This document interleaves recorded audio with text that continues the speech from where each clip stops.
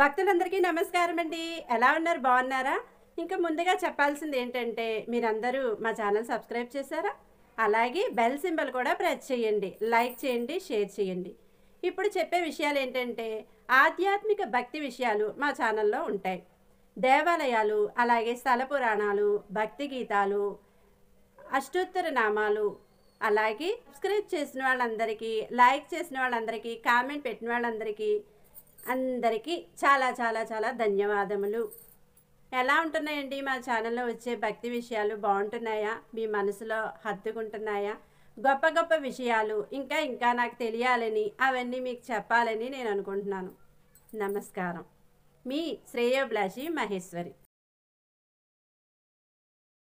మీరు ఆవిడికి ఎంత దగ్గరలో ఉన్నారన్నది కాదు, మీరు ఎంత గట్టిగా చెప్పారన్నది కాదు.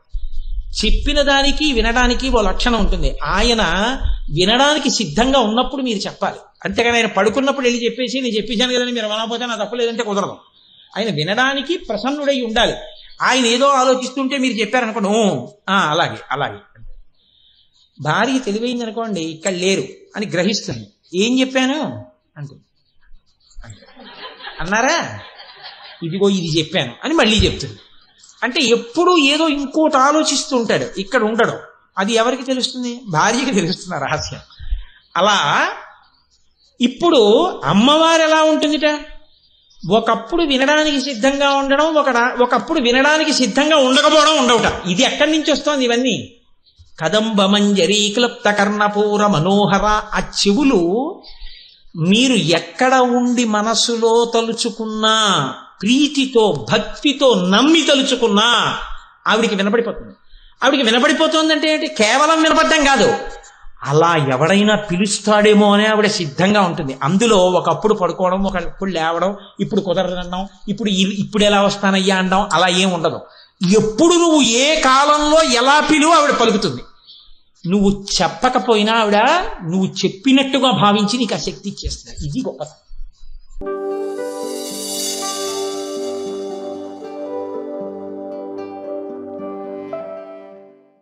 తారా అన్న మాటకి తరంత్యనయా నావికా ఇది తారా అని అర్థం. అంటే దీనిచే నావికులు తరింతురు అని అర్థం. సముద్రంలో వెళ్ళిపోయేటప్పుడు నావికులు నక్షత్ర మండలం వంక చూస్తారు. మనకి నక్షత్రాలని ఎలా గుర్తుపట్టచ్చు అని వేరే శాస్త్రం ఉంది. ఇప్పుడు అది అంతా చెప్పడం నా ప్రయోజనం కాదు. మృగశిరా నక్షత్రం కనపడితే ఎన్ని నక్షత్రములతో కూడి ఉంటుంది? 3 నక్షత్రాలతో జంతువు యొక్క ముఖంలా కనపడుతూ ఉంటుంది మృగశిరా నక్షత్రం.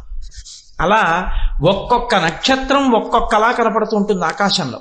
దానికి మళ్ళీ వేరే తారాశాస్త్రము అని మనకి కొన్ని చోట్ల వ్యాఖ్యానాల్లో కూడా కనపడుతుంది. ఏ నక్షత్రం ఎలా ఉంటుందో చెప్తారు. ఇది చూడడం వచ్చిందనుకోండి, ఆ నక్షత్రం ఎటు ప్రకాశిస్తోంది, అది ప్రకాశించినప్పుడు ఏ దిక్కులో ఉన్నది అన్నది చెప్తారంటే, నేను ఇప్పుడు దాని జోలికి ఎందుకు వెళ్ళలేదంటే 2 మండలాల కింద విడిపోతుంది భూగోళం. ఇలా ఒకటి ఉండి ఇలా ఒకటి ఏర్పడుతుంది. ఇక్కడికి కొన్ని నక్షత్రాలు వస్తాయి, ఇలా కొన్ని నక్షత్రాలు వస్తాయి. ఇందులో పూర్వాషాఢ ఉత్తరాషాఢ ఇటు వచ్చి నాయకత్వం వహిస్తాయి. నక్షత్ర శాస్త్రం తెలుసున్న నావికుడు సముద్ర మధ్యంలో ఎక్కడున్నా చీకటి పడ్డాక ఆకాశం వంక చేసి ఏ దిక్కులో వెడితే ఏ నక్షత్రం వైపుకి ఏ దిక్కులో ఏది ఉందో కనిపెడతాడు. కనిపెట్టి అవసరమైతే తన దగ్గర ఏదీ లేకపోయినా నక్షత్రాలని పట్టి పెడతాడు. అందుకే నావికుడికి ఎవ్వరూ లేనప్పుడు, తానొక్కడే మిగిలిపోయినప్పుడు సముద్రంలో ప్రయాణించడానికి ఆ తారకల మార్గం చెప్తాయి. అందుకని దీని చేత నావికులు తరిస్తారు. తరించుట అనగా సముద్ర తరణము చేయుట, సముద్రమును దాటుట. అది బాహ్యార్థం. అంతరార్థం ఏమిటో తెలుసా అండి? అంతరార్థంలో ఎవరో కాదు నావికులు, ఎక్కడో లేదు సముద్రం. సముద్రంలో ఉన్న నావికులం మనందరం. ఏమిటా సముద్రం? సంసారం అనేటటువంటి సముద్రం. ఈ సంసారం అనే సముద్రంలో మనందరం తుఫానులో చిక్కుకున్న నావికులం. ఎటు వెళ్ళాలో తెలియదు, ఎటు వెడితే మనం తరిస్తామో తెలియదు. మార్గం తెలియక, సంసారమును ఎలా తరించాలో తెలియక, ఇక్కడ కష్టాల నుంచి గట్టు ఎలా ఎక్కాలో తెలియక, మీరెవరిని పలకరించండి, శంకరాచార్యుల వారికి ఒకానొక సమయంలో అసహ్యం పుట్టన్నారు. నళినీజలగత జలమతి తరళం తత్వజీవితమతిశయ చపలం విద్యుద్యభిమానగ్రస్తం లోకం శోకచ హంత సమస్తం అన్నారు. వీళ్ళ అసాధ్యం కుల ఎప్పుడూ కోరికలే, ఎప్పుడూ కోరికలు. ఇంత చిన్న జీవితం రా, ఇందులో ఎప్పుడు అభిమానాలు, రోగాలు, రొచ్చులు, కోరికలు, కష్టాలు, సుఖాలు. ఈశ్వర అన్నవాడు కనపట్టలేదు కదరా. లోకం శోకచ హంత సమస్తం, శోకంతో చచ్చిపోయింది లోకం అన్నాడు శంకరాచార్య గారు. ఇటువంటి స్థితిలో మనందరం నావికులమై దిక్కు తెలియక పడున్నాం. ఇటువంటప్పుడు దిక్కు చెప్పే తార అమ్మవారి యొక్క ముక్కుకున్నటువంటి ఆభరణము. అమ్మవారి నాసాభరణం వంక చూసి నమస్కారం చేస్తే, అందుకే అమ్మవారి దర్శనమే వేరు, మిగిలినవి వేరు, అమ్మవారి దర్శనం వేరు. ఒక్కొక్క క్షేత్రానికి వెళ్ళినప్పుడు అమ్మవారు ఎన్ని చేతులతో ఎలా ఉంటుందో కూడా మీరు నిశ్చితంగా పరిశీలనం చేయవలసి ఉంటుంది. ఒక తల్లికి తాటంకముల చేత ప్రశస్తి, ఒక తల్లికి మంగళసూత్రం చేత ప్రశస్తి, ఒక తల్లి మంగళసూత్రం పైకి వేసుకుని ప్రశస్తి. మీకు వెంకటాచలం వెడితే, వెంకటాచలం అంటే తిరుపతి, తిరుపతి వెడితే గోవిందరాజస్వామి వారి దేవాలయం ఉంది. గోవిందరాజస్వామి వారి దేవాలయం లోపలికి వెడుతుంటే మొట్టమొదట ఎడంచేతి పక్కన పుండరీకవళ్ళి అని ఉంటుంది. పుండరీకవళ్ళి అంటే పద్మనయన అని దాని అర్థం. లక్ష్మీదేవి యొక్క దేవాలయం. అక్కడ ఉన్నటువంటి అమ్మవారి యొక్క ధ్రువమూర్తి, ఉత్సవమూర్తి కూడా మంగళసూత్రాలు పైకి వేస్తారు. ఒకవేళ మీరు ఏ కారణం చేతనైనా అడిగారు అనుకోండి, అయ్యా ఒక్కసారి మాంగళ్యం చూపించండి అని అడిగారు అనుకోండి, అక్కడ ప్రత్యేక అర్చకులు ఏం చేస్తారంటే వెంటనే అమ్మవారి మంగళసూత్రాన్ని చీరలోంచి పైకి తీసి పవిట కొంగులోంచి తమ ఎడం చేతి మీద పెట్టుకుని ఇలా చూపిస్తారు. ఎందుకు చూపిస్తారో తెలుసా అండి? తిరుపతిలో పుండరీకవళ్ళి మాంగళ్యాన్ని దర్శనం చేస్తే 5వ తనానికి వచ్చే ప్రమాదాలు పోతాయి. ఒక్కొక్క దేవత ఒక్కొక్క ఆభరణములు ధరించుట యందు ఒక్కొక్క ప్రశస్తిని పొంది ఉంటుంది అమ్మవారు. అమ్మవారి ఆభరణాలంటే అంత తేలిగ్గా ఉన్నవేం కావు, పెద్దలు అంత స్థాయిలో మాట్లాడారు అందుకే వాటి గురించి.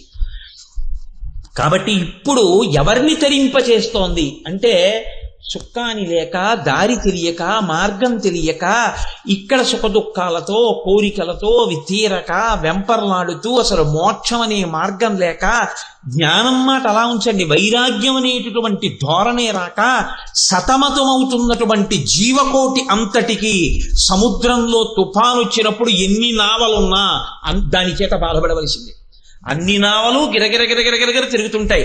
ఒక నావ సముద్రంలో తుఫాన్లో చిక్కుకుపోయి అది ఏదో అలా ఇలా అయిపోయి ఇంకా నీటిలోకి ఒరిగిపోతుండగా తుఫాను తగ్గిపోయిన తరువాత అలా వెళ్ళిపోతున్నటువంటి ప్రమాదరహితమైన స్థితిలో ఉన్నటువంటి వేరొక నావలో ఉన్న నావికుడు దీన్ని గమనిస్తే అక్కడి నుంచి వచ్చి దీన్ని రక్షించవచ్చు. ఒక తుఫాన్లో అన్ని నావలు మునిగిపోతుంటే ఎవరిని రక్షిస్తారు?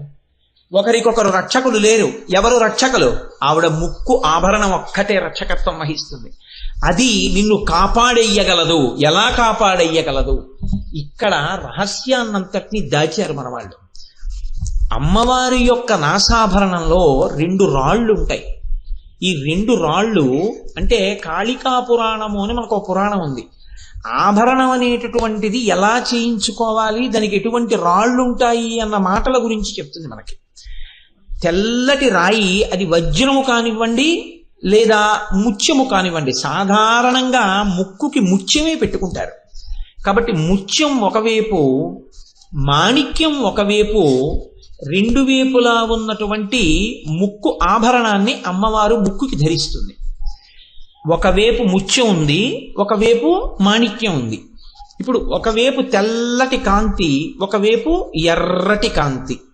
తన చెక్కుల కుంకుమ పత్రభంగ సంజనిత నవీన కాంతి వెదజల్లగ గద్గద కిన్న కంఠి అయ్యి అంటారు నంది తిమ్మన గారు పారిజాతాపహరణంలో. అలా ఇప్పుడు అమ్మవారు ఎరుపు, ఇటువైపు తెలుపు, ఇటువైపు ఎరుపు, ఈ రెండిటి కాంతి కొడుతుంటుంది. ఇది పైనున్న తారకల కాంతితో పోటీ పడి కొడుతుంటుంది. ఇప్పుడు దీని మీద అమ్మవారి కిరీటంలో వచ్చిన ఇంద్రధనస్సు.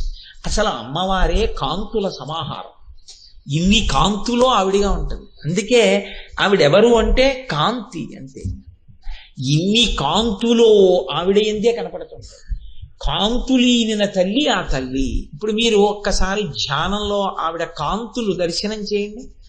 చెవులకు పెట్టుకున్న ఆభరణముల కాంతులు, పుష్యరాగములు పెట్టుకుంటారు చెవులకి, వాటి కాంతులు, ఎర్రటి పగడంలా ఉన్నటువంటి పెదవి కాంతి, చిన్న నవ్వులో దంతముల కాంతి, ముఖ కాంతి, కేశముల కాంతి, కనుబొమల కాంతి, కన్నుల కాంతి, అమ్మవారి యొక్క కిరీటపు మణుల కాంతి, దాని మీద ఉన్న చంద్రరేఖ కాంతి, ద్వాదశాదిత్యులు చంద్రరేఖ కలిసినప్పుడు వచ్చినటువంటి ఇంద్రధనస్సుల కాంతి, ముఖ కాంతి, నాసాభరణపు కాంతి, ముక్కు కాంతి, ఇన్ని కాంతులు, అన్ని కాంతులే ఆవిడ శరీరం.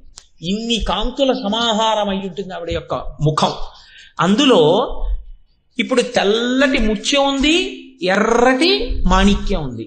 ఇవి రెండు ప్రధానంగా ఏం చేస్తాయి అంటే, మనకి 9 గ్రహాలు ఉంటాయి. వీటిని కూడా తారాశబ్దం చేతనే సంకేతిస్తారు. 9 గ్రహాలు ఉన్నప్పటికీ ఈ 9 గ్రహాల యొక్క గొప్పతనం ఏమిటి అంటే, మన జీవితంలో సుఖదుఖములనన్నింటినీ ఇవే నిర్ణయం చేస్తాయి. పుట్టినప్పుడు వాడు ఏ నక్షత్రంలో పుట్టాడో, ఎన్ని ఘడియల విఘడియలకి పుట్టాడో చూస్తారు. దాన్ని బట్టి జాతక చక్రం వేస్తారు. జాతక చక్రం వేసినప్పుడు ఏ ఏ స్థానముల యందు ఏ ఏ గ్రహాలు ఉన్నాయి చూస్తారు. వీటికి అక్కడతో పోదు, వీటికి గోచారం అని ఉంటుంది. గోచారం అంటే వాటి కదలిక. అవి గ్రహాలు కదులుతాయి. కదిలేటప్పుడు అన్నీ ఒకలా కదలవు, ఒక్కొక్కటి మందగతిలో కదులుతాయి. ఒక్కొక్క దాని వేగం ఒక్కొక్కలా ఉంటుంది. ఇవి స్థానాన్ని బట్టి మిత్రత్వాన్ని శత్రుత్వాన్ని పోషిస్తాయి. ఒక స్థానంలో ఒక గ్రహం ఉంటే దానికి ఉచ్చ, ఒక స్థానంలోకి వెడితే నీచ. ఒకటి స్వక్షేత్రం అవుతుంది, ఒకదానికి మిత్రస్థానం ఉంటుంది, ఒకదానికి శత్రుస్థానం ఉంటుంది. ఒక్కొక్కటి వక్రదృష్టితో చూస్తూ ఉంటుంది. ఇలా చూడడంలో ఏమవుతుందంటే, మీకు ఫలితాలను ఎలా ఇస్తాయి ఈ తారకలు అంటే, స్వక్షేత్ర, ఉచ్చ, నీచ, మిత్ర, శత్రు, సమగ్రహ, నవగ్రహ, 12 రాసులతో కలిసి కదులుతూ గోచార రీత్యా మీకు ఫలితాలను అందజేస్తుంటాయి. ఇప్పుడు ఈ గ్రహాలన్నీ కదులుతున్నా ప్రధానమైనటువంటివి మనుష్య జీవితానికి సంబంధించినటువంటి సుఖమన్న మాటని, దుఃఖమన్న మాటని, జ్ఞానమన్న మాటని, అజ్ఞానమన్న మాటని 2 గ్రహాలు నిర్ణయం చేస్తుంటాయి ప్రధానంగా. ఒకటి శుక్రగ్రహం, ఒకటి కుజగ్రహం. కుజగ్రహం ఎర్రగా ఉంటుంది, శుక్రగ్రహం తెల్లగా ఉంటుంది. అందుకే మీకు ఈ పరికల్పన ఎక్కడ చేస్తారంటే, ఒక్క సత్యనారాయణ స్వామి వారి వ్రతంలోనే చేస్తారు. శాబ్దికంగా పిలుస్తారు వాళ్ళని. నువ్వు ఇలా రా అని పిలుస్తారు. పిలిస్తే ఆయా దేవతలు అలాగే వస్తారు. ఆ గ్రహాలు అవి వచ్చేటప్పుడు ఎటువైపు ప్రదక్షిణం చేస్తూ ఎలా వస్తున్నాయో పిలుస్తారు. పిలిస్తే భార్యాసహితుడై ఉంటాడు కాబట్టి భార్య తమలపాకు వక్క ఇస్తుంది, ఆహ్వానం పలుకుతాడు. అప్పుడు దీన్ని పట్టుకెళ్ళి ఏ మూల కూర్చోవాలో ఆ మూల పెడతాడు. కలశలో సత్యనారాయణ స్వామి ఉంటారు. ఏ మూల ఆ గ్రహం వచ్చి కూర్చుంటుందో అక్కడ తమలపాకులు వక్క పెట్టి ఆవాహయామి, స్థాపయామి, పూజయామి అంటాడు. అంటే ఇప్పుడు ఆ గ్రహం అది అధిదేవత ప్రత్యధిదేవత సహిత 3గా వస్తుంది, వచ్చి కూర్చుంటుంది. అప్పుడు వాళ్ళకి వెంటనే అక్షతతో పూజ చేస్తాడు, అక్షత వేస్తాడు. అక్షత అంటే క్షతము కానిది, అంటే నడుము విరగని బియ్యం. అది పసుపుతో ఉన్నది వేస్తే సమస్త పూజ దానికి చేసేసినట్టే. అది ఉపశాంతి పొందుతుంది.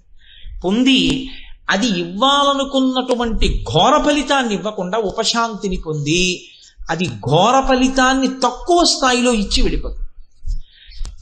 ఇప్పుడు అలా పిలిచేటప్పుడు శుక్రగ్రహాన్ని పిలిస్తే గమ్మత్తైన మాటతో పిలుస్తారు. మీరందరూ చేసినదే సత్యనారాయణ వ్రతం, అందులో విన్నదే.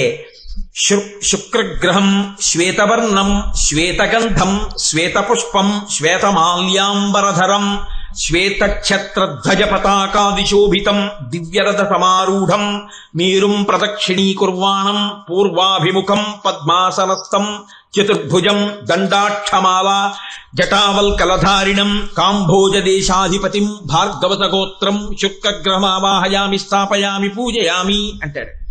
అంటే అది వచ్చేటప్పుడు ఎలా రావాలి, ఎలా వస్తుంది చెప్తారు. ఇది అన్ని గ్రహాలకి ఉంటాయి. అందున మన సుబ్రహ్మణ్య శర్మ గారు చదువుతుంటే ఎంత అద్భుతంగా ఆవాహన చేస్తారో. మీరు భక్తితో చెయ్యాలి, కానీ మీరు భక్తితో చేస్తే ఆ సత్యనారాయణ వ్రతంలో చూపిస్తారు ఒక్కొక్క గ్రహం ఎలా వస్తుందో. అది శుక్రగ్రహం. ఓ శుక్రగ్రహమా నువ్వు రా. ఎలా వస్తావు? శ్వేతవర్ణం, తెల్లగా ఉంటాడు. శుక్రగ్రహం మీరు ఎప్పుడైనా చూశారో లేదో, ఆయన కూర్చున్నప్పుడు చాలా గమ్మత్తుగా ఉంటుంది. ఆయన అయ్యప్ప స్వామి వారు కూర్చున్నట్లు కూర్చుంటారు. మళ్ళీ ఒక్కొక్క గ్రహం ఎందుకు అలా కూర్చుంటుంది, దానికి సంకేతం ఎలా ఉంటుంది కూడా మీరు గమనిస్తే చాలా గమ్మత్తుగా ఉంటుంది. శుక్రగ్రహానికి అందుకే ఇది దాని సంకేతం శుక్రగ్రహానికి. కుజగ్రహానికైతే ఒక త్రిభుజం సంకేతం. మళ్ళీ సంకేతం చేత దాని ఫలితాన్ని చెప్తుంది. అందుకని దాన్ని పిలిస్తే శుక్రగ్రహాన్ని ఏమని పిలుస్తారంటే శ్వేతవర్ణం, తెల్లగా ఉంటాడు. శ్వేతగంధం, తెల్లగంధం పూసుకుంటాడు. శ్వేత పుష్పం, తెల్లటి పుష్పమాల వేసుకుంటాడు. శ్వేతమాల్యాంబరధరం, తెల్లటి బట్టలు కట్టుకుంటాడు. శ్వేతఛత్ర, తెల్లటి గొడుగు వేసుకుంటాడు. ధ్వజ పతాకాది శోభితం, దండం కూడా తెల్లగా ఉంటుంది, పతాకం తెల్లగా ఉంటుంది. దివ్య రథ సమారూఢం, దివ్యమైనటువంటి రథం ఎక్కుతాడు. మేరుం ప్రదక్షిణీకుర్వాణం, మేరు పర్వత శిఖరానికి ప్రదక్షిణం చేస్తూ ఉంటాడు. అప్రదక్షిణం చేస్తాయి కొన్ని గ్రహాలు, ప్రదక్షిణం చేస్తాయి కొన్ని గ్రహాలు. ఎవరు ఎలా తిరుగుతున్నారో అలాగే పిలవాలి, అలాగే తిరిగి వస్తారు వాళ్ళు మీరు వేసిన మంటపంలోకి. కాబట్టి మేరుం ప్రదక్షిణీకుర్వాణం పూర్వాభిముఖం, వచ్చేటప్పుడు తూర్పు దిక్కుగా వచ్చి వాళ్తాడు. మీరు చూడండి, international flights, national domestic flights ఉంటే ఎటువైపు నుంచి వస్తున్న విమానం అటువైపు నుంచి ఎలా జాగ్రత్తగా రన్వే మీదకి దిగి టెర్మినల్స్ వైపుకి వెళ్లాలో ఎయిర్పోర్ట్ అథారిటీస్ డిసైడ్ చేసినట్లే ఆ గ్రహాలు కూడా అంత గమ్మత్తుగా శాబ్దిక శక్తికి తిరిగి ఇలా వస్తాయి. ఆ శాబ్దిక శక్తి అమ్మవారు శబ్ద బ్రహ్మమయీ, చరాచరమయీ, జ్యోతిర్మయీ, వాంగ్మయీ ఆవిడే. ఆ శబ్దానికి వస్తుంది ఆ శుక్రగ్రహం. కాబట్టి పద్మాసనస్థం చతుర్భుజం దండాక్షమాలా జటల్వల్కలధారిణం కాంబోజ దేశాధిపతిం భార్గవస గోత్రం, అటువంటి వాడు వచ్చి అక్కడ కూర్చుంటాడు. అధిదేవత ప్రత్యధిదేవత సహిత శుక్రగ్రహం ఆవాహయామి స్థాపయామి పూజయామి అంటాడు. అనగానే అది వస్తుంది. రాగానే రన్వే రెడీ చేసినట్లు అయ్యా ఇలా కూర్చోండి అని గభాలన భార్య ఇచ్చినటువంటి తాంబూలం అందుకుని అక్కడ పెడతాడు. పెట్టగానే అందులోకి వచ్చి చేరుతుంది. ఆ గ్రహం కూర్చుంటుంది. కూర్చోగానే ఉత్తరక్షణం పూజ చేయాలి. మీరు ఆగితే రాక్షస పూజ చేస్తారు. కాబట్టి వెంటనే భార్య చేత్తో అక్షతలు తీసుకుని అలా అక్షతలు సమర్పిస్తారు. అంతే, అక్షత వేయగానే అన్ని పూజలు స్వీకరించినట్టే, ప్రసన్నమూర్తి అయిపోతారు. అప్పుడు మళ్ళీ ఇంకో గ్రహాన్ని పిలుస్తారు. అలా శుక్రగ్రహం అంతా తెలుపు. అంతా తెలుపైనటువంటి శుక్రగ్రహం యొక్క అనుగ్రహం ఎవరికి ఉంటుందో ఆయన స్వాతి నక్షత్ర జాతం. శుక్రగ్రహం స్వాతి నక్షత్ర జాతం. అది ఆ శుక్రగ్రహం యొక్క అనుగ్రహం ఎవరికి ఉంటుందో వాళ్ళ సంగీత సాహిత్యములు చాలా పై స్థాయిలో ఉంటాయి. అంత స్థాయిలో వాళ్ళు పొందగలిగినటువంటి అదృష్టాన్ని ఇస్తుంది ఆ గ్రహం. అనగా ఈశ్వరుడి యొక్క అనుగ్రహంగా అది ప్రసరణ అవుతుంది. అలాగే కుజగ్రహం. కుజగ్రహం ఎరుపు. కుజగ్రహం సాక్షాత్ పరమశివుడు సృష్టించాడండి దాన్ని. మనం ఉత్తర భారతదేశం వెళ్ళినప్పుడు ఆ కుజుడు పుట్టినటువంటి ప్రదేశానికి వెళ్ళాం కూడా. ఆయన్ని పిలిస్తే ఎలా పిలుస్తారో తెలుసా అండి? ఈయన వచ్చి ఇలా కూర్చుంటే ఎంత తెల్లగా ఉంటాడో, ఆయన వచ్చి కూర్చుంటే అంత ఎర్రగా ఉంటాడు. వీళ్ళిద్దరూ పక్క పక్కన కూర్చుంటే చూడాలి గమ్మత్తు. ఆయన ఉంటాడు అంగారక గ్రహం రక్తవర్ణం రక్తగంధం రక్తపుష్పం రక్తమాల్యాంబరధరం రక్తఛత్ర ధ్వజ పతాకాదిశోభితం దివ్యరథ సమారూఢం మేరుం ప్రదక్షిణీకుర్వాణం మేషవాహనం దక్షిణాభిముఖం చతుర్భుజం గదాశూలశక్తిధరం అవంతీ దేశాధీశం భారద్వాజస గోత్రం అధిదేవత ప్రత్యధిదేవత సహిత కుజగ్రహం ఆవాహయామి స్థాపయామి పూజయామి అంటాం. అంటే ఇప్పుడు ఆయన వస్తారు. ఆయన వచ్చేటప్పుడు ఎలా వస్తున్నారు? రక్తవర్ణం ఎర్రగా ఉంటాడు. రక్తగంధం ఎర్రటి గంధం రాసుకుంటాడు. రక్త పుష్పం ఎర్రటి పుష్పముల మాల వేసుకుంటాడు. రక్తమాల్యాంబరధరం బట్టలు కూడా ఎర్రటివి కట్టుకుంటాడు. రక్తఛత్ర ధ్వజ పతాకాదిశోభితం ఎర్రటి రంగులో ఉన్నటువంటి కర్ర, దానికి ఎర్రటి పతాకం పెట్టుకుంటాడు. దివ్యరథ సమారూఢం దివ్యమైనటువంటి రథం ఎక్కి మేరుం ప్రదక్షిణీకుర్వాణం మేరు పర్వత శిఖరానికి ప్రదక్షిణం చేస్తూ వస్తాడు. వచ్చి దక్షిణాభిముఖం దక్షిణ దిక్కు నుంచి వస్తుంది ఆ విమానం. ఆయన అట్టించి దిగుతాడు. దక్షిణాభిముఖం మహానుభావుడు చతుర్భుజం 4 భుజములు కలిగి ఉంటాడు. ఆయన వచ్చి అధిదేవత ప్రత్యధిదేవత సహిత వచ్చి కూర్చుంటాడు. అలా శరీరంలో కూడా 33 దేవతలు ఇంటూ 3తో ఉంటారు. 99 మంది దేవతలు శరీరంలో ఉంటారు. వీళ్ళకి శక్తి ఎక్కడి నుంచి వస్తుందంటే అమ్మవారే ఇస్తుంది. తిన్న అన్నాన్ని జీర్ణం అయితే మిగిలిన అవయవాల్లో ఉన్న దేవతలందరూ శక్తిని పొందుతారు. ఇక్కడ అగ్నిలో పడేంత వరకు హవిస్సు, కాళ్ళు పీకేస్తుంటాయి, చేతులు పీకేస్తుంటాయి, తలకాయ నొప్పి వచ్చేస్తూ ఉంటుంది, ఒళ్ళు వాలిపోతూ ఉంటుంది. ఇంత అన్నం ఇందులోకి తింటాడు అంతే. అన్ని అవయవాలకి బలం వచ్చేస్తుంది. ఆ తల్లి అన్ని అవయవాల్ని శోషింపచేస్తుంది, అన్ని అవయవాల్ని శక్తినిచ్చేస్తుంది. ఇప్పుడు జీవితంలో సంగీత సాహిత్యముల యందు అభినవేశం దగ్గర నుంచి పతాక స్థాయిలో ఉపాసన వరకు, హీనపక్షంగా అన్నదమ్ములతో దెబ్బలాటల దగ్గర నుంచి, భూమి గొడవల దగ్గర నుంచి, యుద్ధ భయం వరకు, శత్రుభయం వరకు శుక్రగ్రహ కుజగ్రహముల చేత నిర్ణయింపబడి ఉంటాయి.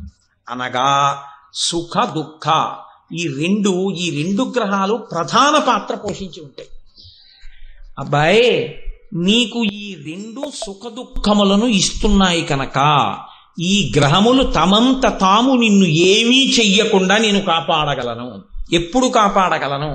నువ్వొక్కసారి నా యొక్క ముక్కు పుడక వంక చూడు.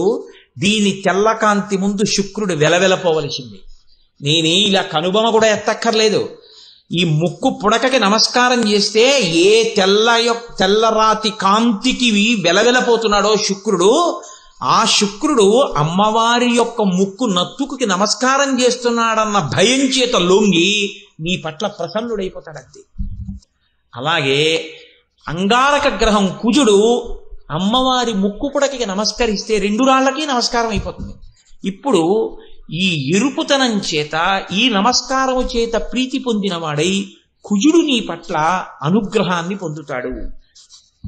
ఇలా పొంది నీకు సుఖ దుఃఖములనేటటువంటి రెండిటి నుంచి పైకెత్తి ఇక్కడే భక్తి జ్ఞాన వైరాగ్యములనిచ్చి నువ్వు అమ్మవారి యొక్క అనుగ్రహంతో ఈశ్వరుణ్ణి చేరుకోగలిగినటువంటి పథాన్ని వాళ్ళు నీకు ఏర్పాటు చేస్తారు. దీనికి నీకు ఆ ముఖమండలమునందు ముక్కునందు ప్రకాశిస్తున్నటువంటి నాసాభరణం ఉపాసన యోగ్యమై ఉన్నది. కాబట్టి తారాకాంతి తిరస్కారి నాసాభరణ భాసురా కాదుట. ఇందులో ఒక పెద్ద రహస్యం ఇంకొకటి ఉంది. ఏమండి, సరే శుక్రగ్రహం అలా చేస్తోంది అంటున్నారు, బాగుంది. కుజగ్రహం ఇలా చేస్తోంది అంటున్నారు, బాగుంది. మరి ఆయుర్దాయాన్ని నిర్ణయించగలిగినటువంటి గ్రహాలు కొన్ని ఉన్నాయి. ఎందుకంటే శనీశ్వర గ్రహం ఆయుర్దాయాన్ని నిర్ణయం చెయ్యగలదది. అందుకే కదండి కార్తీక మాసంలో నువ్వుల నూనెతో దీపాలెట్టండి, నువ్వుల నూనెతో దీపాలెట్టండి అని ఎందుకంటారో తెలుసా అండి? ఇవాళైతే అది ఛాందసం అంటున్నారు, కానీ ఎందుకు భారతదేశంలో ఇలాంటి ఆచారాలు ఉన్నాయి అని విదేశాలలో శాస్త్రవేత్తలు పరిశోధనలు చేశారు. పరిశోధనలు చేస్తే వాళ్ళు ఒక విషయాన్ని కనిపెట్టారు. కార్తీక మాసం వచ్చేటప్పటికి లోకం అంతా చల్లబడిపోతుంది. ఎప్పుడైతే వాతావరణం అంతా చల్లబడిపోయిందో మీ శరీరంలో ఉండేటటువంటి రక్తనాళములు కూడా సంకోచిస్తాయి, సన్నగా అయిపోతాయి. సన్నగా అయిపోగానే ఏమవుతుందంటే మీరు తీసుకున్న ఆహారంలో ఉన్నటువంటి కొవ్వు, కొలెస్ట్రాల్, అది గసగసాలు అంటారు చూసారా, అలా గసగసాలు ఎలా వెడుతుంటాయో అలా వెడుతుంటాయి. అవి అలా ప్రవహించి వెడుతుంటాయి. అవి కొట్టుకుపోతూ వెడుతుంటాయి రక్తంలో. వెడుతున్నప్పుడు ప్రమాదవశాత్తు ఆయుర్దాయాన్ని నిర్ణయం చెయ్యగలిగినటువంటి గుండెకి రక్తాన్ని సరఫరా చేసేటటువంటి నాళముల వంటివి కొద్దిగా మూసుకుని ఉండగా, బాగా సంకోచించి ఉండగా, రాత్రి చల్లటి వాతావరణంలో ఓ రెండు గసగసాల లాంటి కొలెస్ట్రాల్ పార్టికల్స్ అక్కడికి వెళ్ళాయి అనుకోండి, అప్పుడు మీరు కోపడ్డారనుకోండి, మంచి కోపంతో ఊగిపోయారు అనుకోండి, అవి ఇంకా కిందకి నొక్కుంటాయి. ఆ నాడులు, ఆ నరం ఇంకా నొక్కుంటే రక్తనాళం ఇప్పుడు ఈ ఉన్నటువంటి ఈ గసగసాల లాంటి కొలెస్ట్రాల్ వెళ్ళడానికి చోటు లేక అడ్డుపడుతుంది, ఇరుకైపోయింది ద్వారం. ఈలోగా వెనకనున్నటువంటి కొలెస్ట్రాల్ కొంత వచ్చి దీంతో పాటు కలిసిపోతుంది. కలిసిపోతే ఏమైపోతుందంటే రక్తం అందక మ్యాసివ్ స్ట్రోక్ వచ్చిందంటారు. క్రోధకృత్కర్త విశ్వబాహుర్మహీధర, నీ తన కోపమే తన శత్రువు. ఏమవుతుంది? ఎటువైపు బ్రెయిన్లో పడింది అనుకోండి పెరాలిటిక్ స్ట్రోక్, హార్ట్ దగ్గర పడింది అనుకోండి హార్ట్ స్ట్రోక్. ఎప్పుడు ఎక్కువ వస్తాయి అంటే వాతావరణం చల్లగా ఉన్నప్పుడే ఈ స్ట్రోక్స్కి అవకాశం ఎక్కువ అన్నారు. అంటే ఈ సభలో డాక్టర్లు కూడా ఉండగా నేను ఇలాంటి కోణాలు స్పృశించడం కొంచెం సాహసం అనుకోండి, అయినా నా అల్పబుద్ధిని వారు క్షమించగలరు అని ఒక నమ్మకం. కాబట్టి ఇప్పుడు నువ్వుల నూనె దీపం ఎందుకు పెడతారో తెలుసా అండి? నువ్వులు శనీశ్వర గ్రహానికి ప్రీతిపాత్రం. నువ్వుల నూనె దీపం పెడితే నువ్వుల నూనె దీపం వెలిగించినప్పుడు వచ్చేటటువంటి పొగకి హృదయ గ్రంథి దగ్గర ఉన్నటువంటి కొలెస్ట్రాల్ని కరిగించి లోపలికి వెడుతున్నప్పుడు ఎక్కువగా ఆక్సిజన్ అందేటట్టుగా ఆ రక్తనాళములను తెరవగలిగినటువంటి శక్తి దానికి ఉందిట. ఆ నువ్వుల నూనె యొక్క శక్తి చేత వెలుగుతున్న దీపపు పొగకి.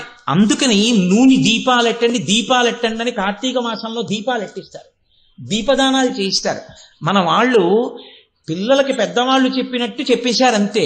ఎందుకలా అని అడగలేదు, పెద్దవాళ్ళు అంటే గౌరవం అందుకని. కానీ విషయానికి వివరణం కావాలి అంటే ఇవాళ సైన్స్ ఏం చెప్తోందో దాన్నే ఆ రోజున ఋషులు ఆలోచించి విరుగుడు చెప్పారు. అందుకే నేను తరచు ఏమంటానంటే అసలు సైన్స్కి వేదానికి ఎక్కడా వైరుధ్యం లేదు అంటుంటాను. అవి రెండు ఒక్క విషయాన్ని చెప్తాయి ఎప్పుడు. కనుక ఇప్పుడు మీరు కొంచెం జాగ్రత్తగా ఆలోచన చేస్తే ఆయుర్దాయాన్ని నిర్ణయించగలిగినటువంటి గ్రహం ఒకటి ఉంది కదా, శనీశ్వర గ్రహం లాంటిది. ఇటువంటి గ్రహం యొక్క అనుగ్రహం లేకపోతే శుక్రగ్రహమును కుజగ్రహం ఏం చేస్తాయి? సుఖము దుఃఖము ఎప్పుడు అసలు ఇది ఉంటే, ఇదే ఊడిపోతే ఇంకా శుక్రుడు చేసేది ఎందుకు, కుజుడు చేసేది ఉంది. అందుకని మరి వాటి విషయంలో అమ్మవారి అనుగ్రహం ఏమి అని అడిగారు. అడిగితే దీన్ని ఎక్కడ విప్పారో తెలుసా అండి. అందుకే నేను అంటుంటాను, అమ్మవారి యొక్క విషయాన్ని అమ్మవారే ఎదురుగుండా నిలబడి చెప్పించింది. ఎవరికి అవి ప్రచోదనమైనవి కావు. అమ్మవారి ఎదురుగుండా నిలబడి తానే అనుగ్రహించి ఈ విషయాలు అవతల వారికి అర్థమయ్యేలా చేసి వారిలోంచి బయటికి వచ్చేట్టు చేసి లోకాలను అనుగ్రహించింది. అప్పుడు మీరు గమనించండి, ఎవరు చెప్తున్నది? అమ్మవారే చెప్తుంది. అందుకే మూకశంకరులతో చెప్పించింది ఆవిడ. ఆయన అన్నారు, దధానో భాస్వత్తామృత నిలయో లోహితవపు వినమ్రాణాం సౌమ్యో గురురపి కవిత్వంచ కలయం గతౌ మందో గంగాధర మహిషి కామాక్షి భజతాం తమక్కేతుర్మాతస్తవ చరణ పద్మో విజయతే. ఆయన అన్నారు, ఎవరు చెప్పారమ్మా నవగ్రహాలు ఏవో చేయగలవని? నవగ్రహాలు ఏం చేయవమ్మా? అదేమిటయా, లోకమంతా గ్రహాలకి గడగడలాడిపోయి మినుముల దానం పెసల దానం దానాలు చేసుకుంటూ భయపడుతూ అందరూ తిరుగుతుంటే ఏమీ చేయమంటావేమిటి నువ్వు గ్రహాలు అంటే? ఆయన అన్నారు, ప్రకాశం కదమ్మా సూర్యుడంటే. అసలు నీ శరీరం అంతా ప్రకాశమే, కాంతి. నీ పాదములను పట్టుకున్న వాడికి ఈ పాదముల కన్నా సూర్యకాంతి గొప్పదా? నీ పాదముల కాంతి ఉపాసన చేసిన వాణ్ణి ఆ సూర్యగ్రహం ఏం చేయగలదు? ఏమీ చేయలేదు. ఈ కాంతి ఉపాసన ముందు ఆయన ఇవ్వగలిగినటువంటి దుష్ఫలితములు ఏమైనా ఉంటే ఆగిపోవలసిందే. అమృత నిలయో, అమ్మా నువ్వు అమృతత్వానికి ప్రతీక. నీ పాదములు పట్టుకున్న వాడికి అమృతమునకు నిలయుడైనటువంటి చంద్రగ్రహం ఏం చేయగలదు? అదేం చేయలేదు. ఉచ్యం నీచం మిత్ర అమిత్ర సమానం లేకపోతే గోచారం ఆ గ్రహాలు ఏం చేయలేవు. ఎరుపుతనంలో నువ్వే కుజుడై ఉన్నావు, నీ ఎరుపుతనమే కుజగ్రహం. నీ పాదములు పట్టుకుని ఉండగా కుజగ్రహం మమ్మల్ని ఏం చేస్తుందమ్మా? నువ్వు ఎవరు వినయంతో నమస్కారం చేస్తున్నారో వాళ్ళ పట్ల నువ్వు పరమ సౌమ్యురాలివి. సౌమ్యమైన గ్రహమే శుక్రగ్రహం, అప్పుడు లేదా బుధగ్రహం. సౌమ్యగ్రహం అయినటువంటి బుధగ్రహం నీ పాలిట వినతులై ఉన్న వాళ్ళని ఏం చేస్తుందమ్మా? అదేం చేయలేదు గోచారంలో. అలాగే నిన్ను గురువుగా నమ్ముకుని నీ పాదాలు పట్టుకుని జ్ఞానం పొందాలనుకున్న వాడికి గురుగ్రహం ఏం చేయగలదు? అది ఇంకో స్థానంలో ఉంది, గురుగ్రహం బలహీనంగా ఉందని ఏం చేయలేదు. ఆ పెద్ద గురుగ్రహం అమ్మవారి పాదాలు మాకు అండగా ఉన్నాయి. కవిత్వం ఇవ్వడంలో శుక్రగ్రహం నువ్వై ఉన్నావు. నీ యొక్క కాంతిని ఉపాసన చేసిన వాడికి శుక్రగ్రహం ఏం చేస్తుంది? అంతకన్నా గొప్ప సాహిత్యం సంగీతం వస్తాయి. అమ్మా మందగతిలో మెల్లగా నడవడంలో శనిగ్రహం కన్నా మెల్లగా నడవగలిగినటువంటిది, అందంగా నడవగలిగినటువంటి నడకలు నీకున్నాయి. కాబట్టి మందగతి నీకుంది. మందగ్రహం అయినటువంటి శనిగ్రహం మమ్మల్ని ఏం చేస్తుందమ్మా? నీ పాదాలు పట్టుకుని ఉండగా తమస్సుల పాలిట, చీకటి పాలిట, అజ్ఞానం పాలిట, అవిద్య పాలిట, అయోమయం పాలిట నీవు అగ్ని కాంతి, రాహువు కేతువు నువ్వై ఉన్నావు. నీ పాదములు మేం పట్టుకుని ఉండగా మమ్మల్ని రాహువు కేతువు ఏం చేస్తారమ్మా? మమ్మల్ని ఏం చేయలేరు. కాబట్టి తల్లి 9 గ్రహములు నువ్వై ఉండగా 9 గ్రహముల యొక్క కాంతిని, అటువంటి లక్షణాలని తిరస్కరించగలిగినటువంటి లక్షణములు నీలో ఉండగా నీ పాదములను పట్టుకున్న వాడిని ఆ నవగ్రహాలు ఏం చేస్తాయమ్మా అన్నారు. దీన్నే మీరు శైవ సిద్ధాంతంలోకి తీసుకొస్తే ఆ నవగ్రహాలు కాళహస్తీశ్వరుడికి కవచమై ఉన్నాయి. కాళహస్తీశ్వరుడి పాదాలు పట్టుకున్న వాడిని గ్రహాలు ఏం చేస్తాయండి? గ్రహాలు కూడా ఏం చెయ్యలేవు. అందుకే నేను ఈ మాట చెప్పినప్పుడు మీరు కొంచెం జాగ్రత్తగా గమనించే ప్రయత్నం చేయండి. జ్యోతిషము అన్న మాటకు అర్థం ఏమిటో తెలుసా అండి? జ్యోతిష్యము అంటే వేదమునకు ఉపాంగముగా అది ఎక్కడుంటుంది అని అడిగారు. అది నేత్రస్థానంలో ఉంటుంది. నేత్రస్థానం అంటే నేత్రం ఏం చేస్తుందండి? దూరంగా ఉన్నది చూస్తుంది, చూసి చెప్తుంది అదిగోనయ్యో అక్కడ దూరంగా అదిగో ఆ ట్యూబ్లైట్ వెలుగుతోందని చెప్తుంది. కన్ను ఒక్కటే చూడగలదు దూరం. జ్యోతిష్యం ఉపాంగమై నేత్రస్థానంలో ఉంటుంది వేదానికి. కాబట్టి జ్యోతిష్యం ఏం చేస్తుందంటే దూరంగా రాబోయేటటువంటి విషయాల్ని గ్రహముల యొక్క గోచార రీత్యా లెక్కలు కట్టి చెప్తుంది. ఇలా జరగబోతోంది, ఇలా జరగబోతోంది అని చెప్తుంది. ఇలా జరగబోతోంది అని చెప్పగలిగినటువంటి ప్రజ్ఞ దేన్ని ఆధారం చేసుకుని నువ్వు చెప్తున్నావు? గోచారాన్ని బట్టి చెప్తావు.